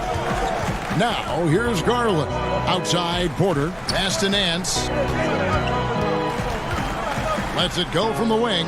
And the Cavaliers getting another bucket right there. And I like the fact that he really was unfazed by that scoreless first quarter. And now you can see him getting into a rhythm. Here's Holiday. Unable to get that one. Nance with some nice D. Thompson passes to Garland. That's in, coming off the assist from Thompson. And it's a 6-point Cleveland lead. Well, that just scrambled the defense all kinds of ways with that great initial pass. On the wing, Holiday. He's covered by Thompson. Sumner hands it from downtown. Sumner's got his first bucket of the game, and he's on the board for 3. To the middle, here's Nance. A rebound by Bitadze. Pacers trail by 3. And Holiday, here we go. And the shot is good. Brent, the league's been trying to clean up some of the physicality that we see, some of the jawing, but there are some players that do a great job of nonetheless getting under an opponent's skin. I don't think, Kevin, over the past couple of years, we would deem the NBA as being more physical than at any other time. Would we say that? I think that's fair. We would never say that. But there are still irritants in the game. And the reason why those guys do that is because that's their competitive advantage. And that's the way the league is always going to operate. There are going to be guys out there who are going to use either their intellect to get inside your head or do things on a physical level that are going to cause you to think about what it is you're doing on the floor. And when you find those guys, they're really interesting players to watch. You're not going to replicate their shooting form, Kevin. But in terms of sometimes their approach, there are things that you might be able to learn from a Draymond Green or a Marcus Smart. There's no doubt. Cedi Osman, he's checked in for Garland. Well, you look at the former All-Star Andre Drummond and the way he rebounds, Greg. He might be the best in the league in that department. I mean, few players in the history of the league can go off for 20-plus rebounds on any given night. Drummond's one of them. Attacks the glass on the offensive end so well. His offensive rebounding, for me, sets him apart. Near the three-point line, it's Love. It's good on the putback. And the Cavaliers lead by 8. They are just killing them on the interior. And that's a foul called on Colin Sexton. That's his first foul. There's a minute left in the first half. The kick out to Oladipo. And he's still scoreless in this quarter. Surprising after his great start. Porter passes to Love. And the call on the shot that sends him to the line. And in the summer of 2018, Kevin Love signed a 4-year, $120 million extension to remain in Cleveland. Yeah, and Kevin right now is the bridge from what was to potentially what will be. And in that what will be scenario, what will be happening is Kevin Love probably gets traded at some point. But he's been great for Cleveland. He's been a great ambassador for the city. And here we go. Coach's challenge happening right now. This one in regards to the personal foul. Seeing if that was the right call. And I think when it comes to some of the more difficult calls to make, personal fouls can be tough. The action is so fast that it's really tough to catch everything in real time. The wonders of technology, Greg. We've seen replay reviews so effectively, and involving the coaches by being able to challenge like this is something a lot of people have been hoping for. And so the word is in. They've decided that the call stands as it was made on the floor. And, you know, even if a coach still feels this wasn't the right call, you got to acknowledge the effort being put in to reviewing it. The double checking, and the game continues on. And historically, you almost never saw a great shot blocker who could also knock down triples at a high clip. But count Miles Turner among the unicorns who provide that rare combination. Takes a three. The shot by Sexton, no good.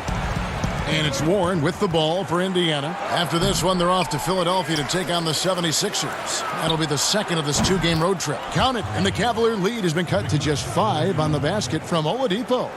No doubt that Victor Oladipo is a guy that this franchise is leaning on, so showing some leadership here. Sexton, the pass to Drummond, and it's sent back by Turner. And it's Kevin Love with the foul. That's his first foul of the game, and the bonus will go to the free throw line. The Pacers shooting their 5th and 6th free throws of the game. And really, the form at the line all season has been terrific. 79% as a team. Well, T.J. Warren believes he can score, and he's done it a lot. Every year he ups the ante and wants to add more to his game. So that'll be it for the first half.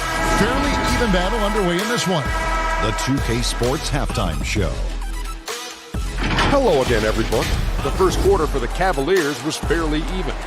Nothing seemed to give way on. And that does it for our.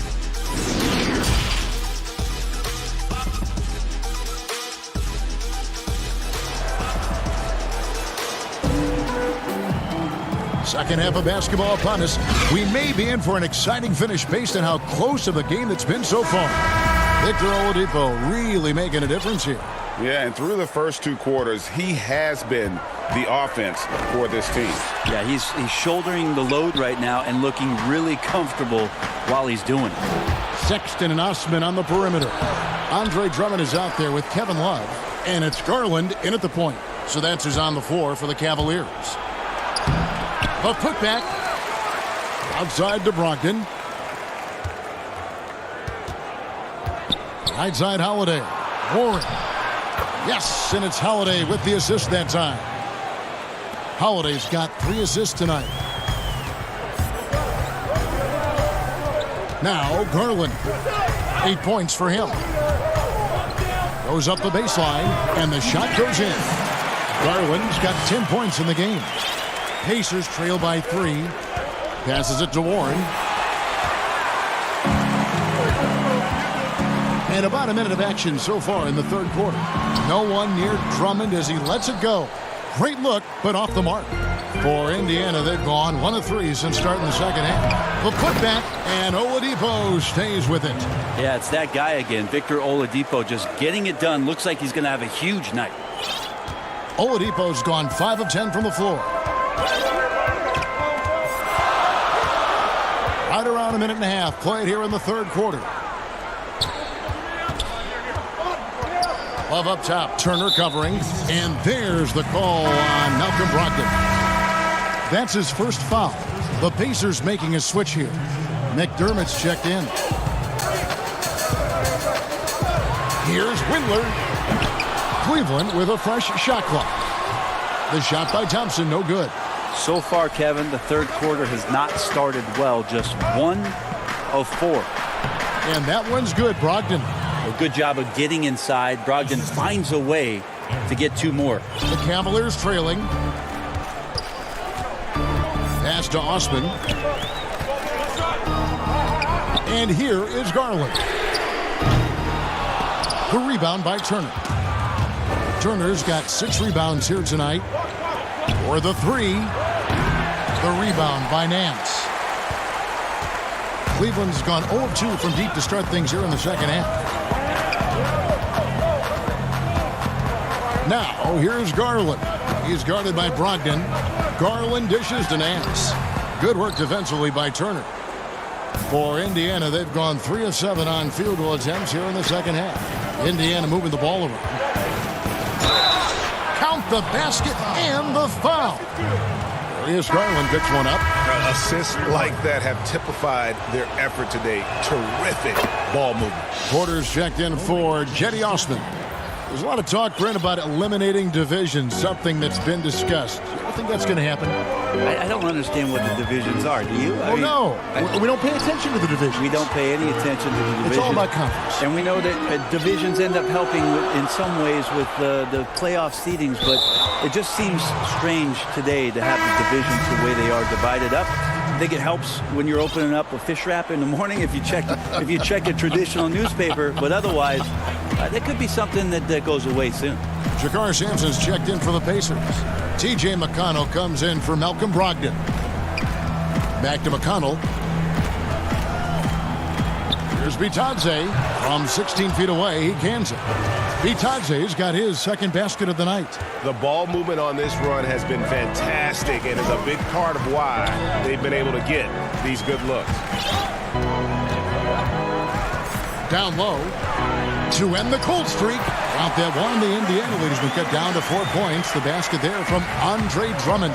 Well, a big reason why Dellavedova is out there is because he can see who's available. Yeah, I mean, maybe could have tried for a more memorable dunk than that one. And we know he's capable of those memorable ones.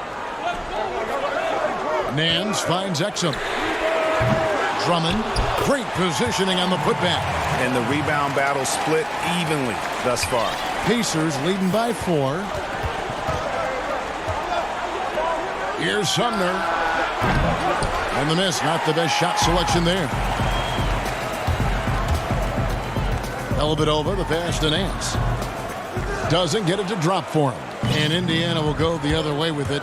Here's Sumner. Good. And McConnell gets the assist. McConnell's got 4 assists in the game. And they're passing the ball very crisply here.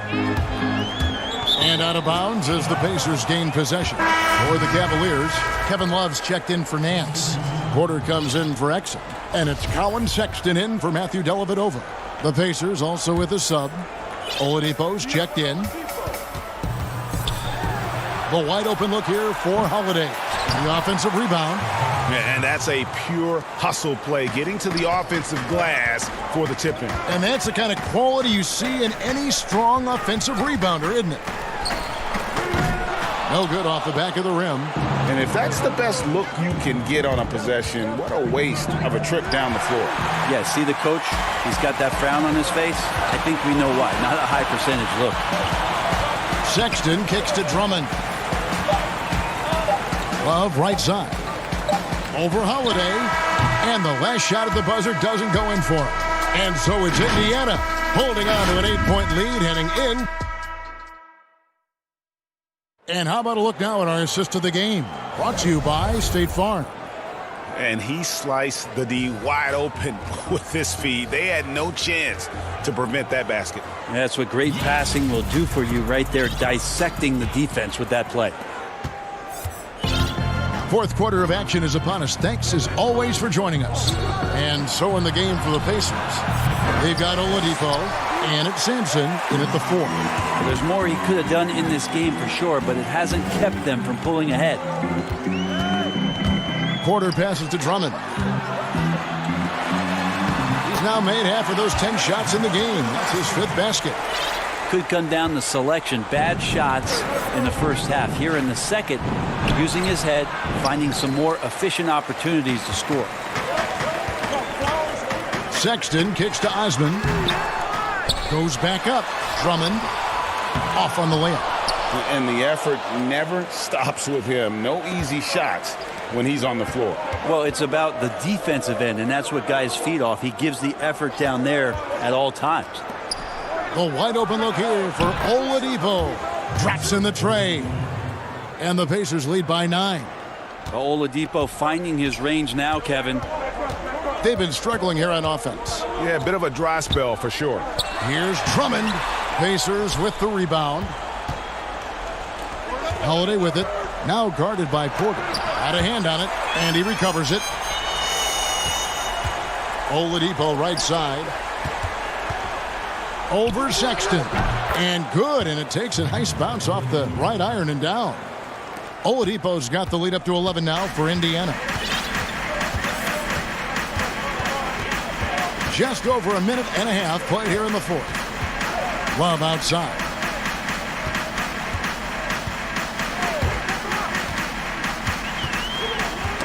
Just 5 on the clock. And stolen by McConnell. Lays it in off the breakaway. McConnell's got his first points of the game. They start that play with aggressive defense, finish with aggressive offense. Well, a lot of times coaches will tell you that if you play great defense, you're going to get a reward, a good possession all the way around. It's a +5 advantage for them in rebounding after that one. And Holiday, here we go. And he banks in the layup. And their balanced effort at both ends has hushed this crowd. All night long, in control of the pace, and you don't want to let go of that rope right now. Outside Porter. And there's the pass to Osman. Love trying to break loose. With the putback. Controls the rebound and puts it back up and in.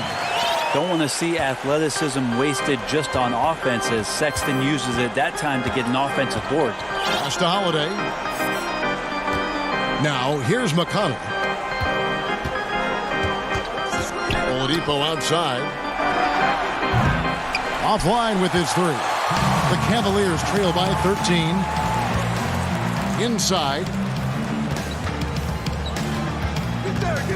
Left side, Love. Nice shot from the wing. That's a shot that Kevin Love can make in his sleep. Somebody better wake up the D. Down low, here's Sampson. Good. And McConnell gets the assist. McConnell's got his 6th assist on the night.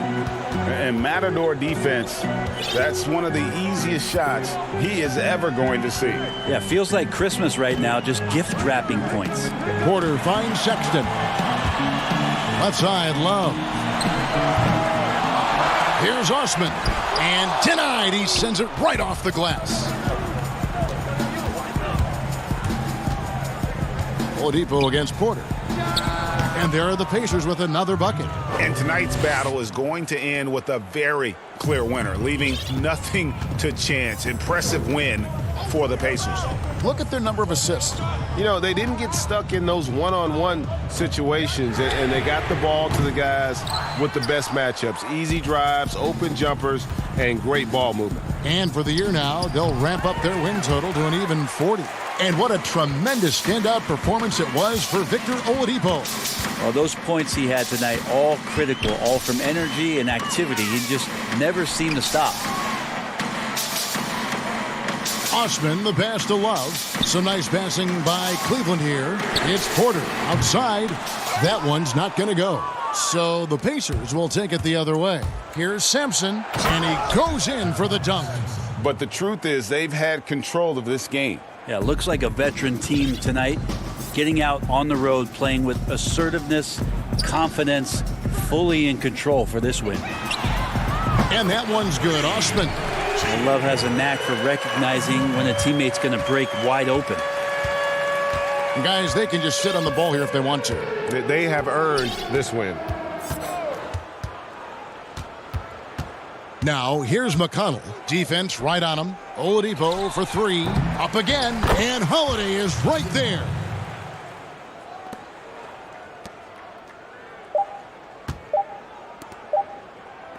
Here's Osman. So no problem for Indiana as they get the win. This crowd was stunned by the manner in which they're... David, thank you as always. Well, folks, that's going to do it for...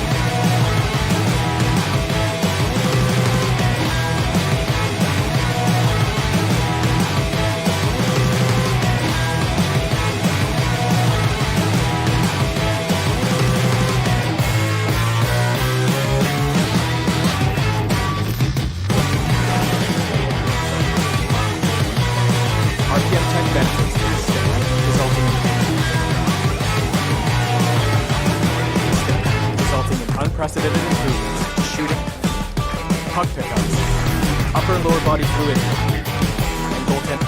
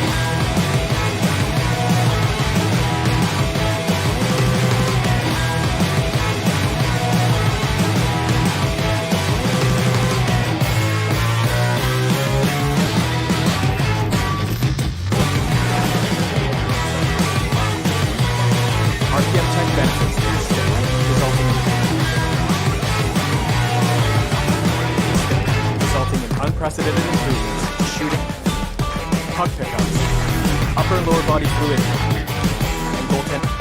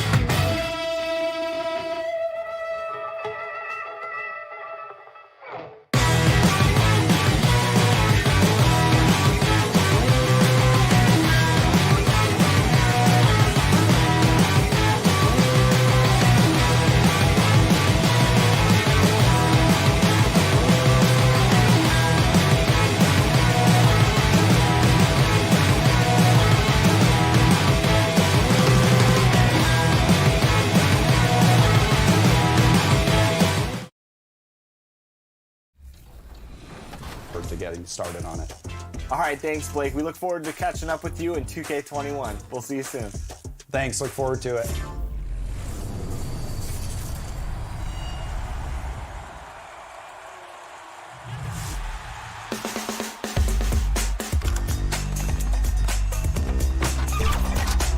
And we only have one top play. The Chicago River winding its... Now to take a look at the steal numbers over the last couple months, the scope of that for Drummond. I feel like he hasn't been paying as much attention to the defensive aspect of the game as he needs to. His steals have dropped over the past few months, and he needs to get back some of that fire on D. Look at Cleveland's starting group. Osman and Love are the forwards. Garland and Sexton man the backcourt. And it's Drummond in at the 5. And for Chicago, White and Levine team up in the backcourt. Markkanen and Carter are up front, and it's Porter at the small forward. And so it's the Cavaliers getting on the board first. Outside, White. Porter passes to Markkanen. 6 on the shot clock. White, good. Difficult stretch for these two teams. As a player, Doris, do you change your approach when you're in the midst of a losing streak? Yeah, I think one of the biggest challenges when you're losing is to remain confident in your abilities, to trust your process, to understand you've put in the requisite work, and sometimes in the midst of losing, you have to just hang your head on knowing I've put in the time, I'm going to stick with the game plan, I've got to be flexible and make adjustments certainly, but trust the process. Score the basket, his second of 2 attempts. Now, Zach LaVine is a solid passer. This guy entered the league as a point guard, puts it on the money there. Garland, the pass to Love. Out left to the wing. From outside the arc. Garland, no good. Oh, man, you know he'd love to have that one over. Outside, Levine. It's good. He makes his first shot of the game. Tell you, feeling the contact and the concentration to finish through it. Nice by Levine. And about 2 minutes played here in the first quarter. Garland, no good. Boy, in that close, he's almost automatic. Boy, that's pretty good defense. Wow. Levine can't hit. The Cavaliers have gone 2 of 5 here, making 40% so far to start out the game. Osman, the pass to Drummond. Here's Love. And no good that time. Excellent D there from Markkanen. On the wing, Porter.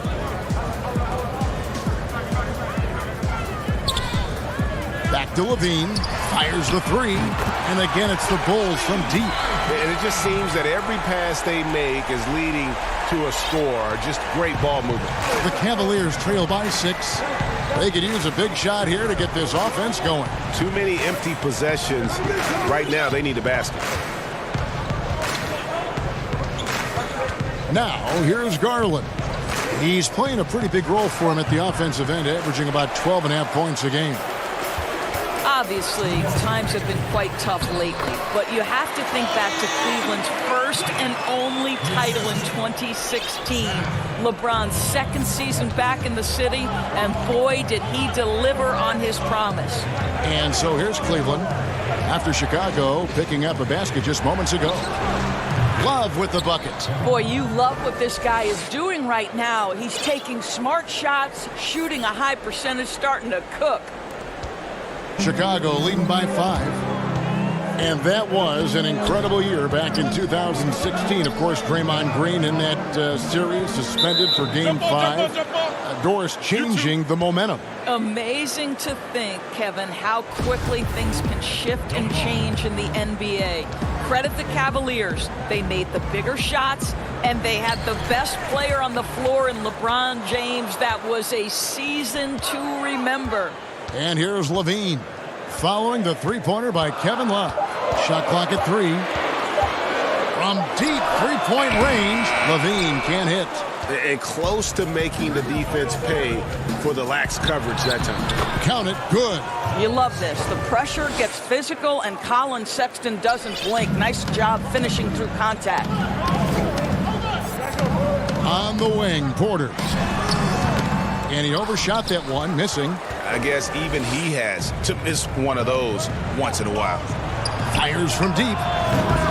And it's White with the rebound. And here's White. He'll bring it up for the Bulls. 3-point lead. Levine with it, guarded now by Kevin Love. And the Bulls with another miss. And the way he was able to reach out towards that release had an impact.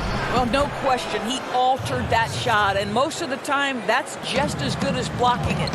And a nice job here early of establishing an inside presence. Pulls up on the elbow. And no good. Trying to use the glass. Cleveland's gone, just 1 of 4 from three-point range here in the first. The pass to Sexton. That falls. Great assist by Love. And it's 6 points for Colin Sexton. Well, Kevin Love just has a great feel for the game. He has a strong understanding of their offense, and he's a very willing passer. That's why you see what you see there. For 3, Levine, and he was able to put it up in time, but doesn't fall. And still...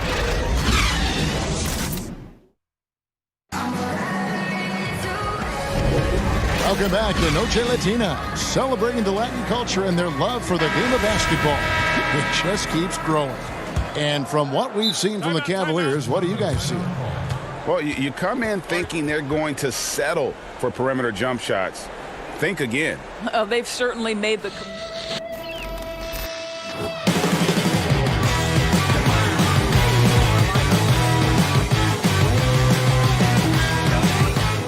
And the first time out of the game called for Chicago. Doris, you've accomplished so much in your award-winning career. What was your first experience in broadcasting? Kevin, my first experience was I left coaching, and they put Providence College women's basketball on radio. That was the first ever game I got to call. It was so cool.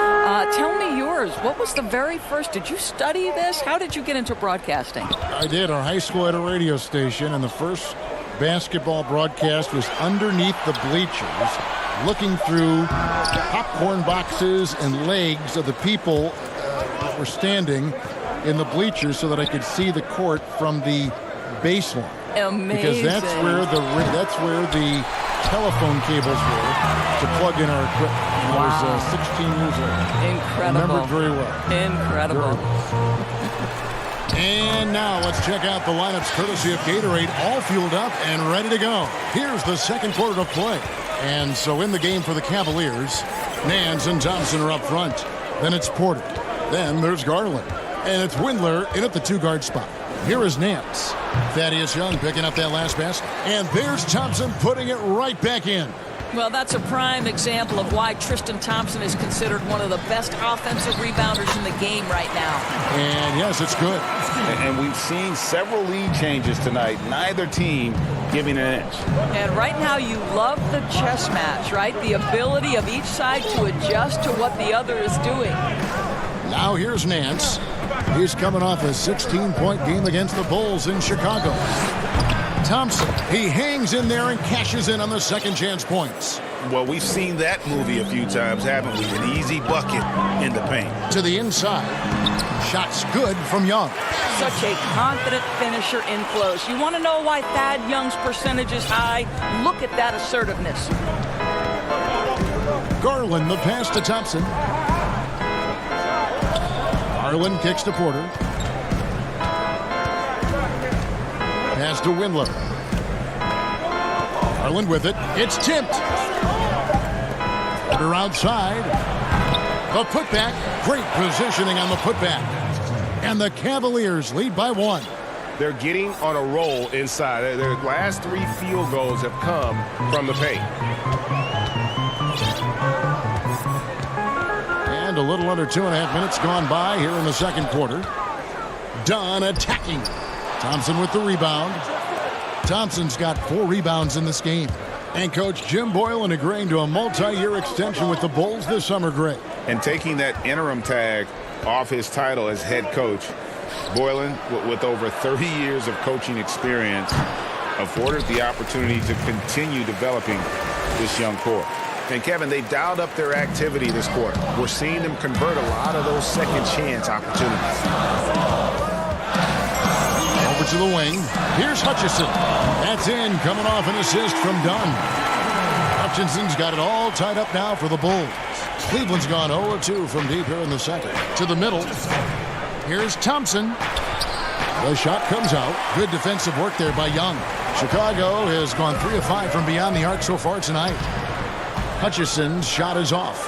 Boy, this guy is a good finisher, so he misses a chippy. That's tough to take. All right, let's catch up with our sideline reporter, David Aldridge. Well, Kevin, tampering is a touchy subject, but it's a word we're hearing more often. Teams want to retain their star players, but they know that there's always talk during a season. Now, teams can only express interest in a player when he hits free agency. But players can talk amongst each other freely all season. Star players like LeBron James are tied into their front offices. And some people wonder if there's much of a difference between what the player says and what his team is thinking. Kevin? Good point, David. Thank you. Boy, you love the hustle that Thaddeus Young gives this team. So terrifically mobile for a guy his size. Porter in the corner. There's 47 seconds left here in the second. Here's Windler. Out to the wing. There's Garland. They get it back. Thompson.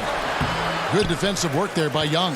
No doubt it's been a bit of a struggle for him here in this quarter in terms of scoring. The shot by Satoransky, no good. And so it's Thompson with it. He'll bring it up for the Cleveland Cavaliers. It's off to Charlotte for him after this game as they take on the Hornets. And they're in the thick of this long road run. That's the third of 7 straight on the road. Boy, how much do you appreciate Chris Dunn working hard inside to come away with these easy interior buckets? Outside, Porter. Off the mark there with the three-point shot. And some good action through the first 2 quarters as we reach halftime.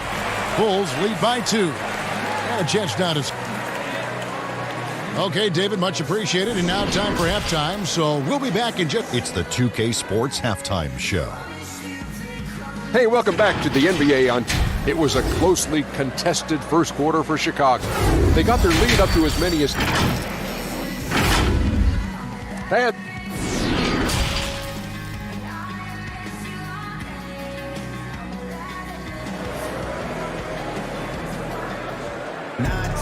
And after a fairly even first couple of quarters, the second half could turn out to be a great one as both teams try to gain an edge.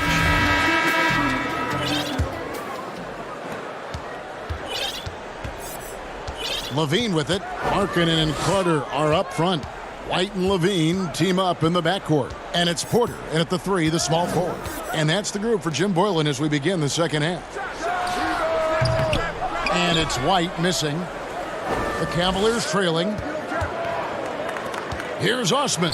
Takes the assist and lays it in. Picked out the pass nicely. Osman's got the first basket of the third quarter for the Cavs. Well, not an easy act to follow if you're Cedi Osman, right? You are taking over for LeBron James, one of the greats in the game, but I love his confidence. And for the Cavaliers, they're shooting a mediocre 41% in this one. Here's Sexton. Banked in off the glass. Sexton's got 8 points. Okay, the initiative from the young bull, Colin Sexton, as some like to call him. How about that drive? And the 31st pick back in 2015, Osman, a do-it-all energy type of player, Doris. Yeah, he was one of LeBron's favorite teammates when he led the Cavs. They trained together all summer. No better role model for Cedi than perhaps the best player in NBA history. He hits both from the stripe. The athleticism and blinding speed White possesses is impressive. This guy plays with a lot of moxie. Garland with it. White's there. Oh, wide open look for Love. Drills the three-pointer. He's got 8. Wow, what a start. 3 for 3. Terrific play calling. Everything clicking out of the gates here. And the rejection by Love. Back to Levine. To the paint. Here's Markkanen. A high motor keeps Drummond engaged defensively. He doesn't want to let any shots go in. There's Garland. That's in there. Love with the assist. Love's got his 3rd assist on the night. Great play calling, great execution, leads to 4 for 4 to start this half. They double him with Love. Here's Markkanen. And again, Chicago. No good. I wonder what the score would be if they weren't controlling the backboard. Sexton's shot is good. And this has been a great job of just getting into the middle of that defense and really scoring effectively from the paint. Shooting foul as the whistle blows. He'll shoot 2 free throws. George, what's the best combination of inside-outside basketball you see offensively now? Well, 2 guys really come to mind immediately for me. It's Joel Embiid and Anthony Davis, because both men can face up and knock down shots in a legitimate enough fashion that you've got to get out and contest those guys. But the other side of this is they can play in the post and be a legitimate back-to-the-basket force who you've got to guard with more than one guy. I mean, how exciting, Kevin, are Joel and AD to watch play? They're thrilling. I would agree. Here's Harrison. It's good. Harrison's got his first bucket of the night. And that solid play in the paint continues here, guys. And here's Sexton. He's got 10. Drummond with it. Now defended by Markkanen. Drummond working against Markkanen, and it's Drummond missing. And Levine, here we go. It's good. And it's now only a 1-point Cavalier lead. Well, bit by bit, Zach is becoming physically tougher, which makes you mentally tougher. Here's Porter, down low. Love dishes to Drummond. That's in there. Love with the assist. Love's got his 5th assist in this one. You know, I've got to say, defensively, the effort simply hasn't been there this half. They've got to pick up their energy. Passes it to Levine. And he makes that one. Levine's got 6 here in this quarter. Well, Levine is a scorer, plain and simple. It matters not inside, outside, he's got it all. Inside, here's Sexton. It's not going to go for him. Excellent D there from Markkanen. And the jam by Levine. A great competitive game so far. And from the look of it, this one could go right down to the wire. Right wing. Here's Osman. And they get some nice contributions from him on a nightly basis as he averages over 11 points a game. Back to Porter. Pass to Sexton. Some nice passing by Cleveland here. 4 on the clock. And stolen by Valentine. Last break. Here comes Chicago. Here's Harrison. Oh, and that one, no question, powered it down. Well, simply running an offense. Probably the area where Zach can grow the most. The Cavaliers trail by 3. Sexton the pass to Porter. 7-second difference, shot and game clock. Fires from 14. Harrison with the rebound. Boy, a miss like that will drive any scorer crazy, especially with the defender giving a cushion. And they are attacking the rim and getting great results. Now Porter. Nothing yet on the scoreboard for him. Stolen by Markkanen. And here we go. Levine heading to the hoop. Well, we know Zach LaVine has got tremendous athleticism, but he's also got tremendous basketball skill and putting it to work here. And so it's Zach LaVine making things happen for the Chicago. And let's take this chance now to show you the State Farm assist of the game. And how about the floor generalship right here? I mean, showing us why they're always in good hands when he's the man in charge. Well, this is exactly what you're looking for from your point guard. Survey the floor, serve it up on time and on target. The fourth quarter has arrived. So good to have you with us. And so in the game for the Cavaliers, Nance and Johnson are up front. Then there's Sexton. Then it's Porter. And it's Windler in at the shooting guard. Their three-point percentage has taken a big leap here in this second half. Young inside. It's up against Thompson. Porter trying to free himself out. Shots good from Young. And the Bulls lead by 6. And how about the grit and determination in the post? I mean, essential qualities to have late in a close game. Right side, Porter.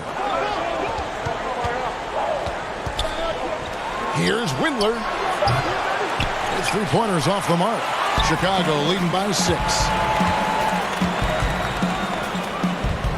Young taking his time here. Outside, White. And contact on the shot, so he'll be shooting free throws here. It's going to go on Tristan Thompson. And probably more of a natural scorer than passer. White has worked hard on his playmaking ability. Some changes for Chicago. Chandler Hutchison. He's checked in for Denzel Valentine. And Satoransky subbed in for Levine. Garland, he's checked in for the Cavaliers. And the pass to Thompson. Here's Nance. And it's Chicago with the rebound. They get to take on the Heat at Miami after this one. That will be a getaway game for them, a one-game road trip. The Cavaliers trail by 8. There's Garland, and he banks in the layup. Textbook, nice pass, great catch, even better finish. Now, here's Satoransky. Pass to Young. Over in the corner, White. Gets it to go from beyond the arc.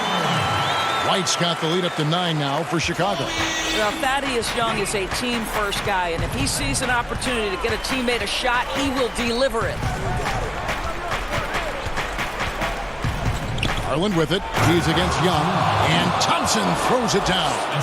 Oh, how about using the rim to get some true hang time? You know, he just wanted to make sure the landing was softer than the takeoff. Pretty much all of their buckets coming from inside the paint now. Sexton with it. Out to the right wing. Hands in the high post. Shoots over White. And it's off the back rim. No good. The Bulls leading by 9. There's Satoransky. And it is flushed down with a nice jam. Boy, Otto Porter with the pretty delivery. That's nice. And so Sexton will bring it up for the Cleveland Cavaliers. To the middle. Young with the steal. One-on-one here. And oh boy, a lot of contact there, but he gets the call and will shoot 2. And so the coach's challenge here comes into play. The coach protesting the personal foul call. And this is the time now where the officials can review in closer detail what constituted the original personal foul. Getting a different angle can sometimes make it a lot easier to determine. Greg, indeed, and the one thing with replay review is that when you see the slow motion replays, you really get a new appreciation for just the immense speed at which these players are moving and how fast the action really is and how hard it can be sometimes, you know, Greg, to make the right call. And the announcement on the review is that the foul was called in error. So they have determined, Greg, to overrule the original call.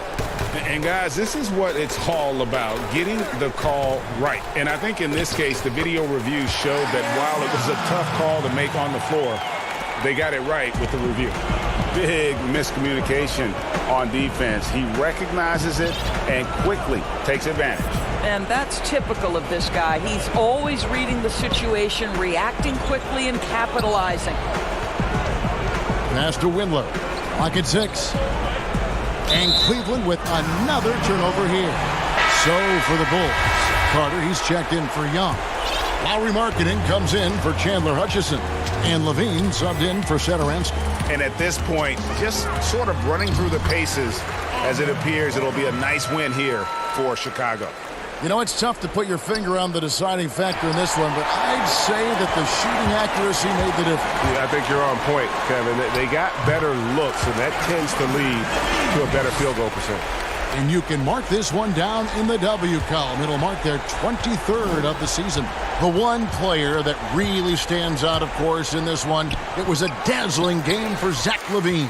Efficient productivity. You love what this guy has given to you on the offensive end. And again, it's the Bulls from deep. saw the opportunity to put this away and did not turn it down. Yeah, playing with great energy and great effort. And as a coach, you'd love to see this from your team every single night. Porter with the steal.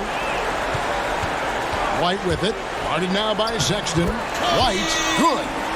They made the most of their opportunities, looking comfortable and locked in throughout the night. What an impressive performance, to say the least. At this point, it looks insurmountable.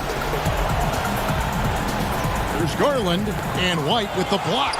And I love seeing White use that athleticism on defense. Great hustle to swat that shot. Back to Levine. And so Chicago takes this one, and by a big margin. They won this game going away. They were the better basketball team by far, Jason. And you got to commit.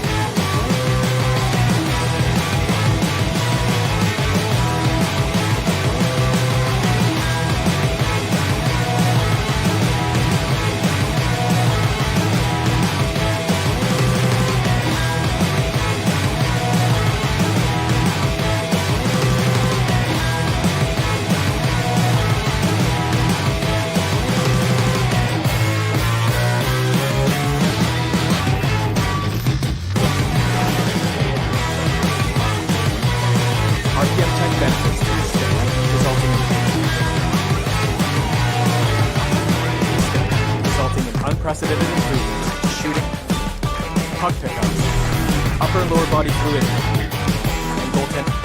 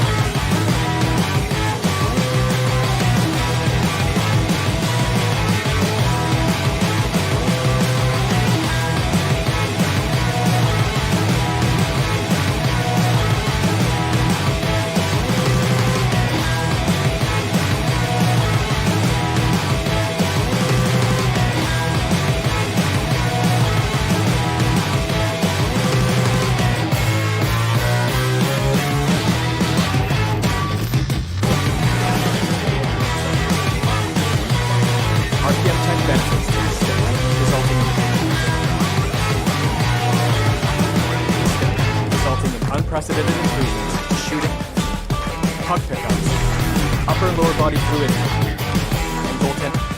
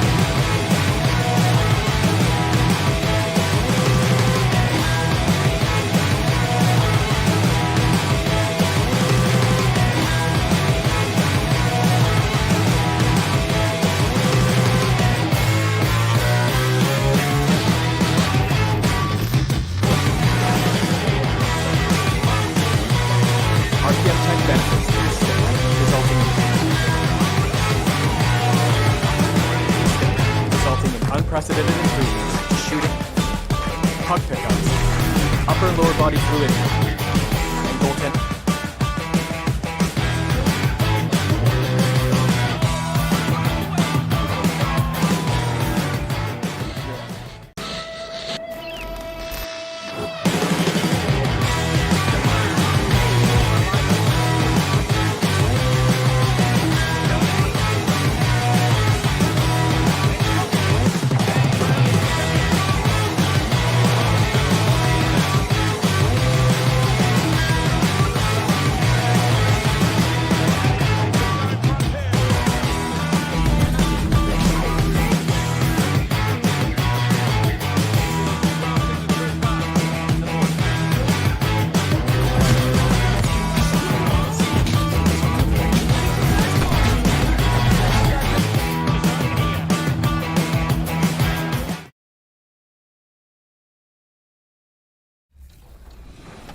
BC. But on a serious note, thank you to our amazing community for submitting your top plays all year long.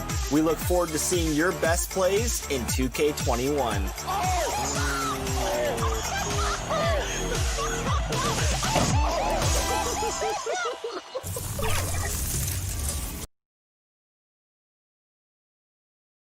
And here were the Bulls arriving earlier at the arena with a bit. And now a chance to take a look at some numbers for Plotkin. And he's not passing the ball as well this month. If you look at his numbers from earlier in the season, he's not seeing the court as well. And maybe a little too focused on creating his own shot than orchestrating for the guys around him. Now let's take a look at the Bulls' opening lineup. Markkanen and Carter are up front. White and Levine team up in the backcourt. And it's Porter in at the 3 spot. And for the Pacers, Warren and Turner at the 4 and 5. Then there's Oladipo. Then there's Malcolm Brogdon. And it's Holiday in at the 2-guard spot. You know, what a great job Nate McMillan has done since taking over as head coach, leading Indiana to 3 straight postseasons, and the style of play with which the team has played with, a credit to him and his staff. So the Indiana Pacers able to put the first points up on the board.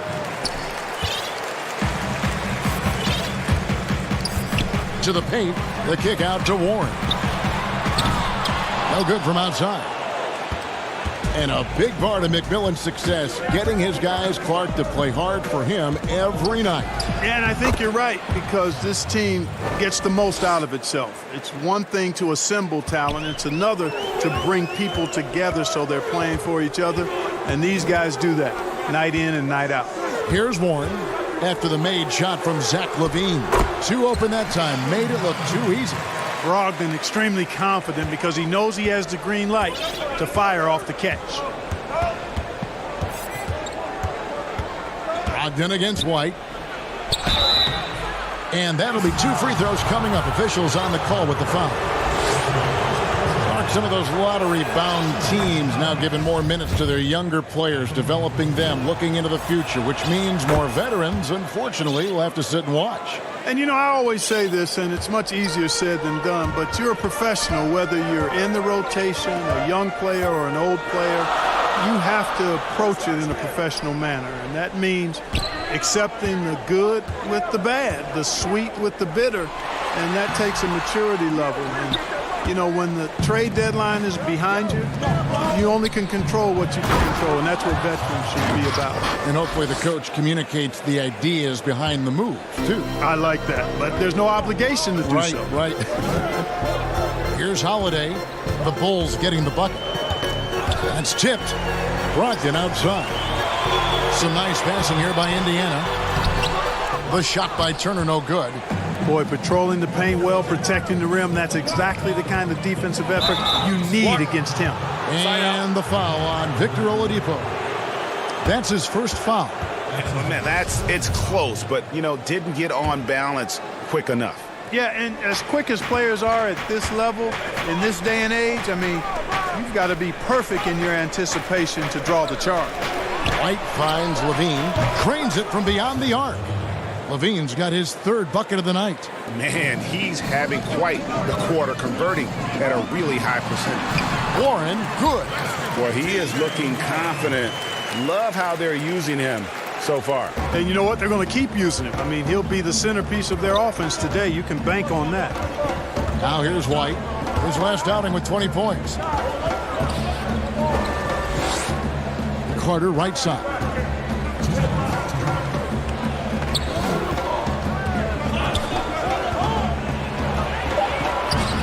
The rebound by Turner. Pacers trail by 3. Mark, you were talking about the unicorns. Miles Turner in that category as a shot blocker who can space the floor. I don't think he's got a ceiling. What about you? I think his ceiling is really high, Kevin. He's still young, which always bodes well for somebody with his work ethic and skill set. I think he can be an all-star player. Franchise player, those are few and far between. I'm not sure if he can get to that level, but all-star certainly within his reach. Great teamwork punctuated by a strong finish. That is the perfect fast break, guys. Getting a hoop before the defense can get set. Now here's Porter. He's been quiet so far. Still no points in the game. Markkanen against Warren. 6 on the shot clock. Here's Carter. And the Bulls with another miss. Boy, he's got to be kicking himself for failing to make that shot. That's money. Porter pulls it in. Oh, no excuse for a guy of his caliber. You've got to finish that slam. Got to be a little embarrassed by that one. And again, Chicago, no good. Indiana's gone 1 of 2 from long range in the first quarter. And it's Oladipo with the jam. And when you give Oladipo a running start, he's going to torch you, plain and simple. 5 seconds separating the shot and game clocks. Levine, 2 free throws coming up, and they call the shooting foul. It's going to be on Miles' turn. I tell you what, he earned his money on that foul. Yeah, if you're going to foul, then make sure that you don't give a chance for the and one. Free throw good, Levine. You know, you look at Levine's game, and we all know he can score the ball, but he rebounds it well and passes better than average. This guy is really an outstanding all-around player. So Indiana ends up with a new group on the floor. So Chicago going with an almost entirely new group. Luke Cornett, he's checked in for Wendell Carter. Young comes in for Lauri Markkanen. Saransky's checked in for Otto Porter Jr. and it's done in for White. Here's Sampson. That one good for 2.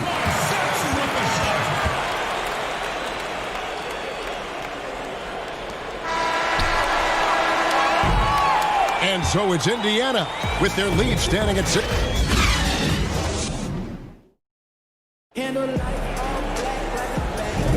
And hope you've enjoyed the broadcast so far. Halfway through the first half in this one. And when you consider how the Pacers are doing, guys, what do you think? Well, in that first quarter, they were intent on just pounding the ball down low. Yeah, and it's worked. They've got a clear edge and points in the paint. Now we'll see if they go with a more balanced attack or just keep on pounding it inside. They've got McDermott, and it's Bitadze in at the 5. That's the 5 to begin the second quarter for the Pacers. Pacers leading by 6. Stolen. Here's Hutchison. Here's Satoransky. Lays it up off the glass. Satoransky's got the second quarter going with the first basket of the period for Chicago. Holiday surveying the floor. The 3. The putback. Controls the rebound and puts it back up and in. Bitadze's got the lead up to 6 now for Indiana. And folks, he did not luck into that one. He knew just where he wanted to be to grab that backboard. Here's Hutchison. He's still scoreless so far in this one. Looking for Young. He gets it there. Count that one. And a finalist for Coach of the Year in 2019, Nate McMillan passing 600 wins last season. Well, you think about that. That's an impressive milestone for an outstanding coach in Nate McMillan. He moved into the top 25 all-time in wins. He's had 2 other stops as a head coach, Portland and Seattle, and I think he's doing some of his best work with the Pacers. Oh, big time put back there. What a great motor on this guy. There is no one who goes after those rebounds harder. And night in and night out, that's what he provides. Here's Holiday. Thaddeus Young picking up that last basket. Second quarter of play with around 2 minutes gone so far. Back to McConnell. 5 on the clock. Overdone. Off the left rim and out. That's exactly how you have to defend him. He's a guy that the D needs to be aware of at all times. That's in, and the Pacer lead is cut down to 2 on the bucket from Young. And I like the fact that he really was unfazed by that scoreless first quarter, and now you can see him getting into a rhythm. Kept alive. Sampson, the pass to Bitadze. McDermott kicks to Holiday. Here's McConnell. It's good. The assist that time from Holiday. McConnell's got his second bucket of the night. And Kevin, they've dialed up their activity this quarter. We're seeing them convert a lot of those second chance opportunities. Well, the hustle and the effort, the persistence, all of that paying off in a big way. And that's something that makes a coach smile. Now, here's Satoransky. He gives the team some steady offense, a bit under 10 points a game. And gotta like what they've been doing down low in the post. I certainly do. You know, I like to see guys do their work inside. Their rebounding has been excellent, and that's always important in a close game. Done with it. He's covered by McConnell. And foul on the shot, so he'll get a chance at the line. A lot of smart guys playing in the NBA right now, Clark. Any that you spot that could be a great future head coach in this game? There are so many of them, Kevin, when you spend time around guys and watch how they carry themselves on the court. Usually you look at point guards because they're quarterbacks and coaches on the floor in many cases. CP3, I don't know if he has a desire to coach, but he certainly talks and feels the game as a coach. And Mike Conley, I think he too has the type of cerebral approach to the game that could lend itself to coaching. It's an excellent starting list. And he shows the focus there, nails the technical. You know, he's a big guard who really uses his size well. Brogdon is capable of playing either of the guard spots. He's old school in that way, just a guard who happens to be very versatile. Chicago making a switch here. White's checked in. And that's what you like to see right there. A solid move to give himself some room and take it inside. And that one is stuffed right through. Oh, just solid on the one-handed slam. And guys, when it's a tight ball game like this, he's the guy they want with the ball. Somebody you can count on. He is an extremely reliable finisher. And it's Warren with the ball for the Indiana Pacers. It's a three-point game. They couldn't put the pieces together, losing that last matchup with Boston. And that was a shocker. Hard to believe that they dropped the ball, so to speak, on that one. And probably a tough pill for them to swallow. And to lose it like they did, too. Wow, right at the end, man, makes it even tougher to take. Here's Harrison. The rebound by Turner. Turner's got 6 rebounds in the game. Here's Sumner. Knocks down the 3-ball. Sumner's got the lead up to 8 now for Indiana. How many times have we seen a possession like that from them today? Ending with a basket, coming off a pretty pass. Well, when you look at the assist totals, heck, they've been clearly the better team. The shot by Valentine, no good. Boy, he has to put that one away. A solid opportunity, gone awry. And it's Turner off the drive. Warren, it's good on the putback. And the Pacers lead by 10. There you go.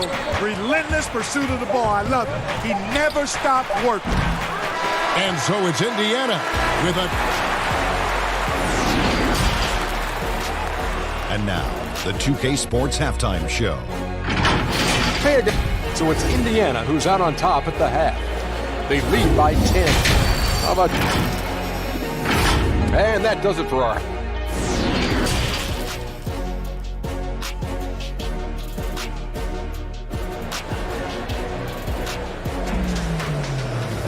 And for those of you just tuning in, thanks for being with us. The second half of this game still to play. What can you say? T.J. Warren, a very impressive effort here today.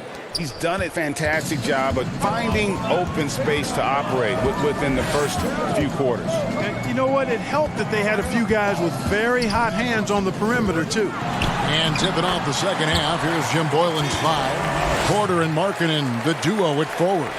White and Levine team up in the backcourt. And it's Carter in at the center position. Here's Levine following the basket by T.J. Warren. And now Warren running the floor all by himself. And you know, at 6'5", Brogdon is a threat to dunk it now. You've got to respect his height. And he gets up pretty good, too. Back to Levine. And he gets it to go. Levine's got 11 points. It's a great move, and he catches the defense completely off guard. Yeah, if that's a harbinger of things to come, he's looking at having a very big second half. And it's good for 2. So far, so good to begin this half. They're 3 for 3. Perfect. Bulls trail by 14. Boy, quickly becoming a real force defensively. Miles Turner, one of the league's premier shot blockers. And the jam by Levine. What a nice move by Levine. Tremendous handle. Gets him anywhere he needs to go. And then he does the rest of the work from there. Warren. It's deflected. This offense's first miss after 3 straight makes to start the second half. And there it is for him. And that's 15 points for Zach LaVine. And you look at the job description for an elite defensive big man. Nowadays, it's not enough to just protect the rim. No, you've got to be able to move your feet and also defend on the perimeter as well. And that's where Turner's quick feet have helped him. He's able to guard smaller players and recover to the lane. And that's a nice combination. LaVine can't hit. That's not the type of opportunity he fails to convert very often. Out to Turner. Indiana moving it around. Outside Holiday. And once again off the mark by Indiana. I'm shocked that didn't turn into 3 points. I mean, he makes you pay on those nearly every time. LaVine can't hit. Pacers leading by 10. And the foul on Wendell Carter. That's his first foul. So Indiana ends up with a new group on the floor. So Chicago going with an almost entirely new group here. Luke Cornett, he's checked in for Wendell Carter. Young comes in for Markkanen. Satoransky's checked in for Levine. And it's Dunn in for White. Here's Dunn. And a miss there with a chance to cut the lead to single digits. Indiana's gone 0-2 from deep to start things here in the second half. McConnell kicks to Holiday. Down low. And it's blocked. And they're on the break. Here's Porter, and finished off by Porter. And being 6'8", dunking, not an issue for Porter. All he needs is good position, and he's good to go. To the right side. Now here's McDermott, guarded by Porter. McDermott can't get it to go. Snatched away. Sampson, the pass to McDermott. Here's Bitadze, defended by Young. Pass to Holiday, and out of bounds as Chicago gains possession. Let's got to take a look at the steal numbers over the last couple months. The scope of that for Young. Defensively, he's really stepped it up over the past few months. You can see the jump in his steal numbers, and it hasn't been by accident. He's put in a ton of effort at the defensive end, and boy, is it paying off. Edmund Sumner's checked in for the Pacers. Denzel Valentine, he's checked in for the Bulls. Harrison comes in for Chris Dunn. Here's Sumner. He has 5. Trying to end the drought. Up again. Great positioning on the putback. Bitadze's got 6. Oh, smooth. Guys, very good job getting himself in close enough that he could just tip it back in. Well said. Those kind of plays in the offensive glass can tell the story sometimes, can't they? Yes, they can, Kevin. They can't allow him to beat them to too many more of those. And so here is Indiana after the Bulls pick up 2. That one from long range. Holiday's got himself going there. His first points of the game on the deep ball. Bulls trail by 9. Here's Young. It's in, and he's a very efficient 5 for 6 on the game. And now they're shooting it pretty well. That was not something we would have said in that first half. To the middle. Here's Bitadze. That's tipped, and he gets it back. Pass to McDermott. Tries again. From down in the low post, it goes. McDermott's got his first basket of the night. I think he's got to keep working on his interior game. Doug McDermott showing he wants to be more than just an outside shooter. Valentine kicks to Satoransky. Over McDermott. And he wills that one in. Sinking right through off the back iron. Here's Sumner with 4 seconds on the clock. Power down with both hands. Oh, inflicting some punishment with the two-hand flush. They're going for the throat. Now's the time to do it. Keep attacking that rim. And so it's the Indiana Pacers. And now we have a moment to reveal our State Farm assist of the game. And he sliced the D wide open with this feed. They had no chance to prevent that basket. Yeah, that's just a brilliant read of the defense. I mean, it was also excellent anticipation of the movement of his teammates before the pass. Just great harmony on all sides. And this is it. Glad to have you along for this 4th and final quarter. Oren and Turner at the 4 and 5. Then it's McDermott, and it's Holiday in at the point. That's the Pacers' 5. On the clock. Markkanen into the lane. That one goes in. And defensively, they are on their heels every time the ball comes inside. Yeah, I think they've got to ramp up the aggressiveness, Greg. I mean, if they don't, things are just going to get worse from here. And that's just cold-blooded right there. He's taking no prisoners. Guys, when you're this hot, it's elementary. Let it fly. Keep staying at it. Out that one, the Indiana lead has been cut down to 7. Good work from Harrison. And a solid playmaker. White has a great sense for when he should look to give it up. Turner sinks that one from the post. have to love the unselfishness on display there. Excellent passing. Here's Hutchison. Passes to Harrison. And here's White. The pass to Hutchison. Inside. Here's Markkanen. Goes up again. And foul on the shot. He'll shoot 2 at the free throw line. It's going to be on Miles Turner. Really good to see Markkanen be aggressive inside, Kevin. He's excellent at drawing the attention of the defense and then forcing them to foul him. And for a player that didn't come in with a lot of fanfare to the NBA, Markkanen is one of the top young players in the league. Yeah, call him the marksman or the finisher. Call him Larry Bird, if you like. Fantastic stretch 4, who showed he could be a focal point of an offense, can play with an edge as well, and is just scratching the surface of his potential. And here's Brogdon from the arc. Chicago grabs the miss. Carter's got his 4th rebound with that last one here tonight. LaVine. Kicks to Markkanen. Back to LaVine. This one for 3. Gets a hand on it. He hangs in there and cashes in on the second chance points. Pacers leading by 6.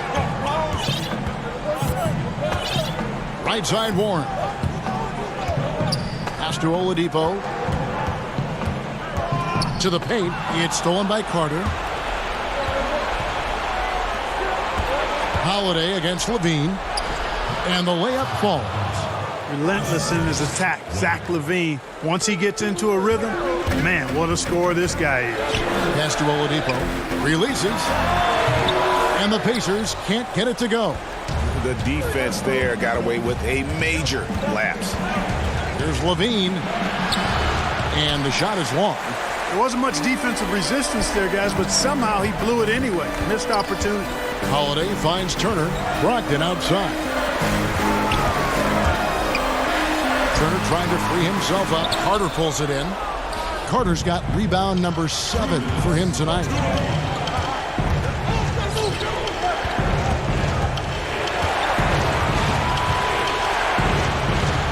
It's good from inside. Here's Brogdon. 1:49 left here in the 4th quarter.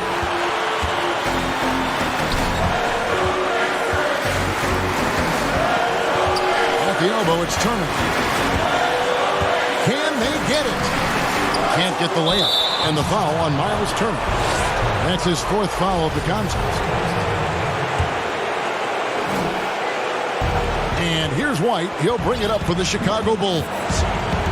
Here in the 4th, they've allowed just 4 points. LaVine can't hit. They came close there to tying it up.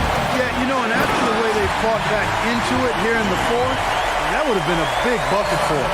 And, you know, Oladipo back in 2013 was a number 2 overall pick in the draft and is showing a lot of promise. He's really taking over the game in key stretches here. Indiana leading by 4. Here's Holiday. That falls. Nice speed that time from Turner. Really good to see Turner find the open man, proving once again he's a team-first guy. And for the Bulls, they're shooting at a decent 44% clip here. But they recover it. Markkanen kicks to White, trying to get open as Carter. And again, no good by Chicago. You know, to cut deficits, you got to be making smart basketball plays out there. Taking care of the ball. It's not done by hoisting up bonehead threes like that one. LaVine finds White. Back to LaVine. Puts up a 3. It drops. What a beautiful shot to bring him to within 3. And there you go now. One of the NBA's rising stars. LaVine stepping up when it counts. Brogdon against White. 14 feet away. Got it. Outstanding poise from Malcolm Brogdon. Relishes any chance he gets to be the man in the clutch. Can't waste any time here. No, you need a quick bucket and then a quick foul. On deep. The rebound by Turner. Holiday left side.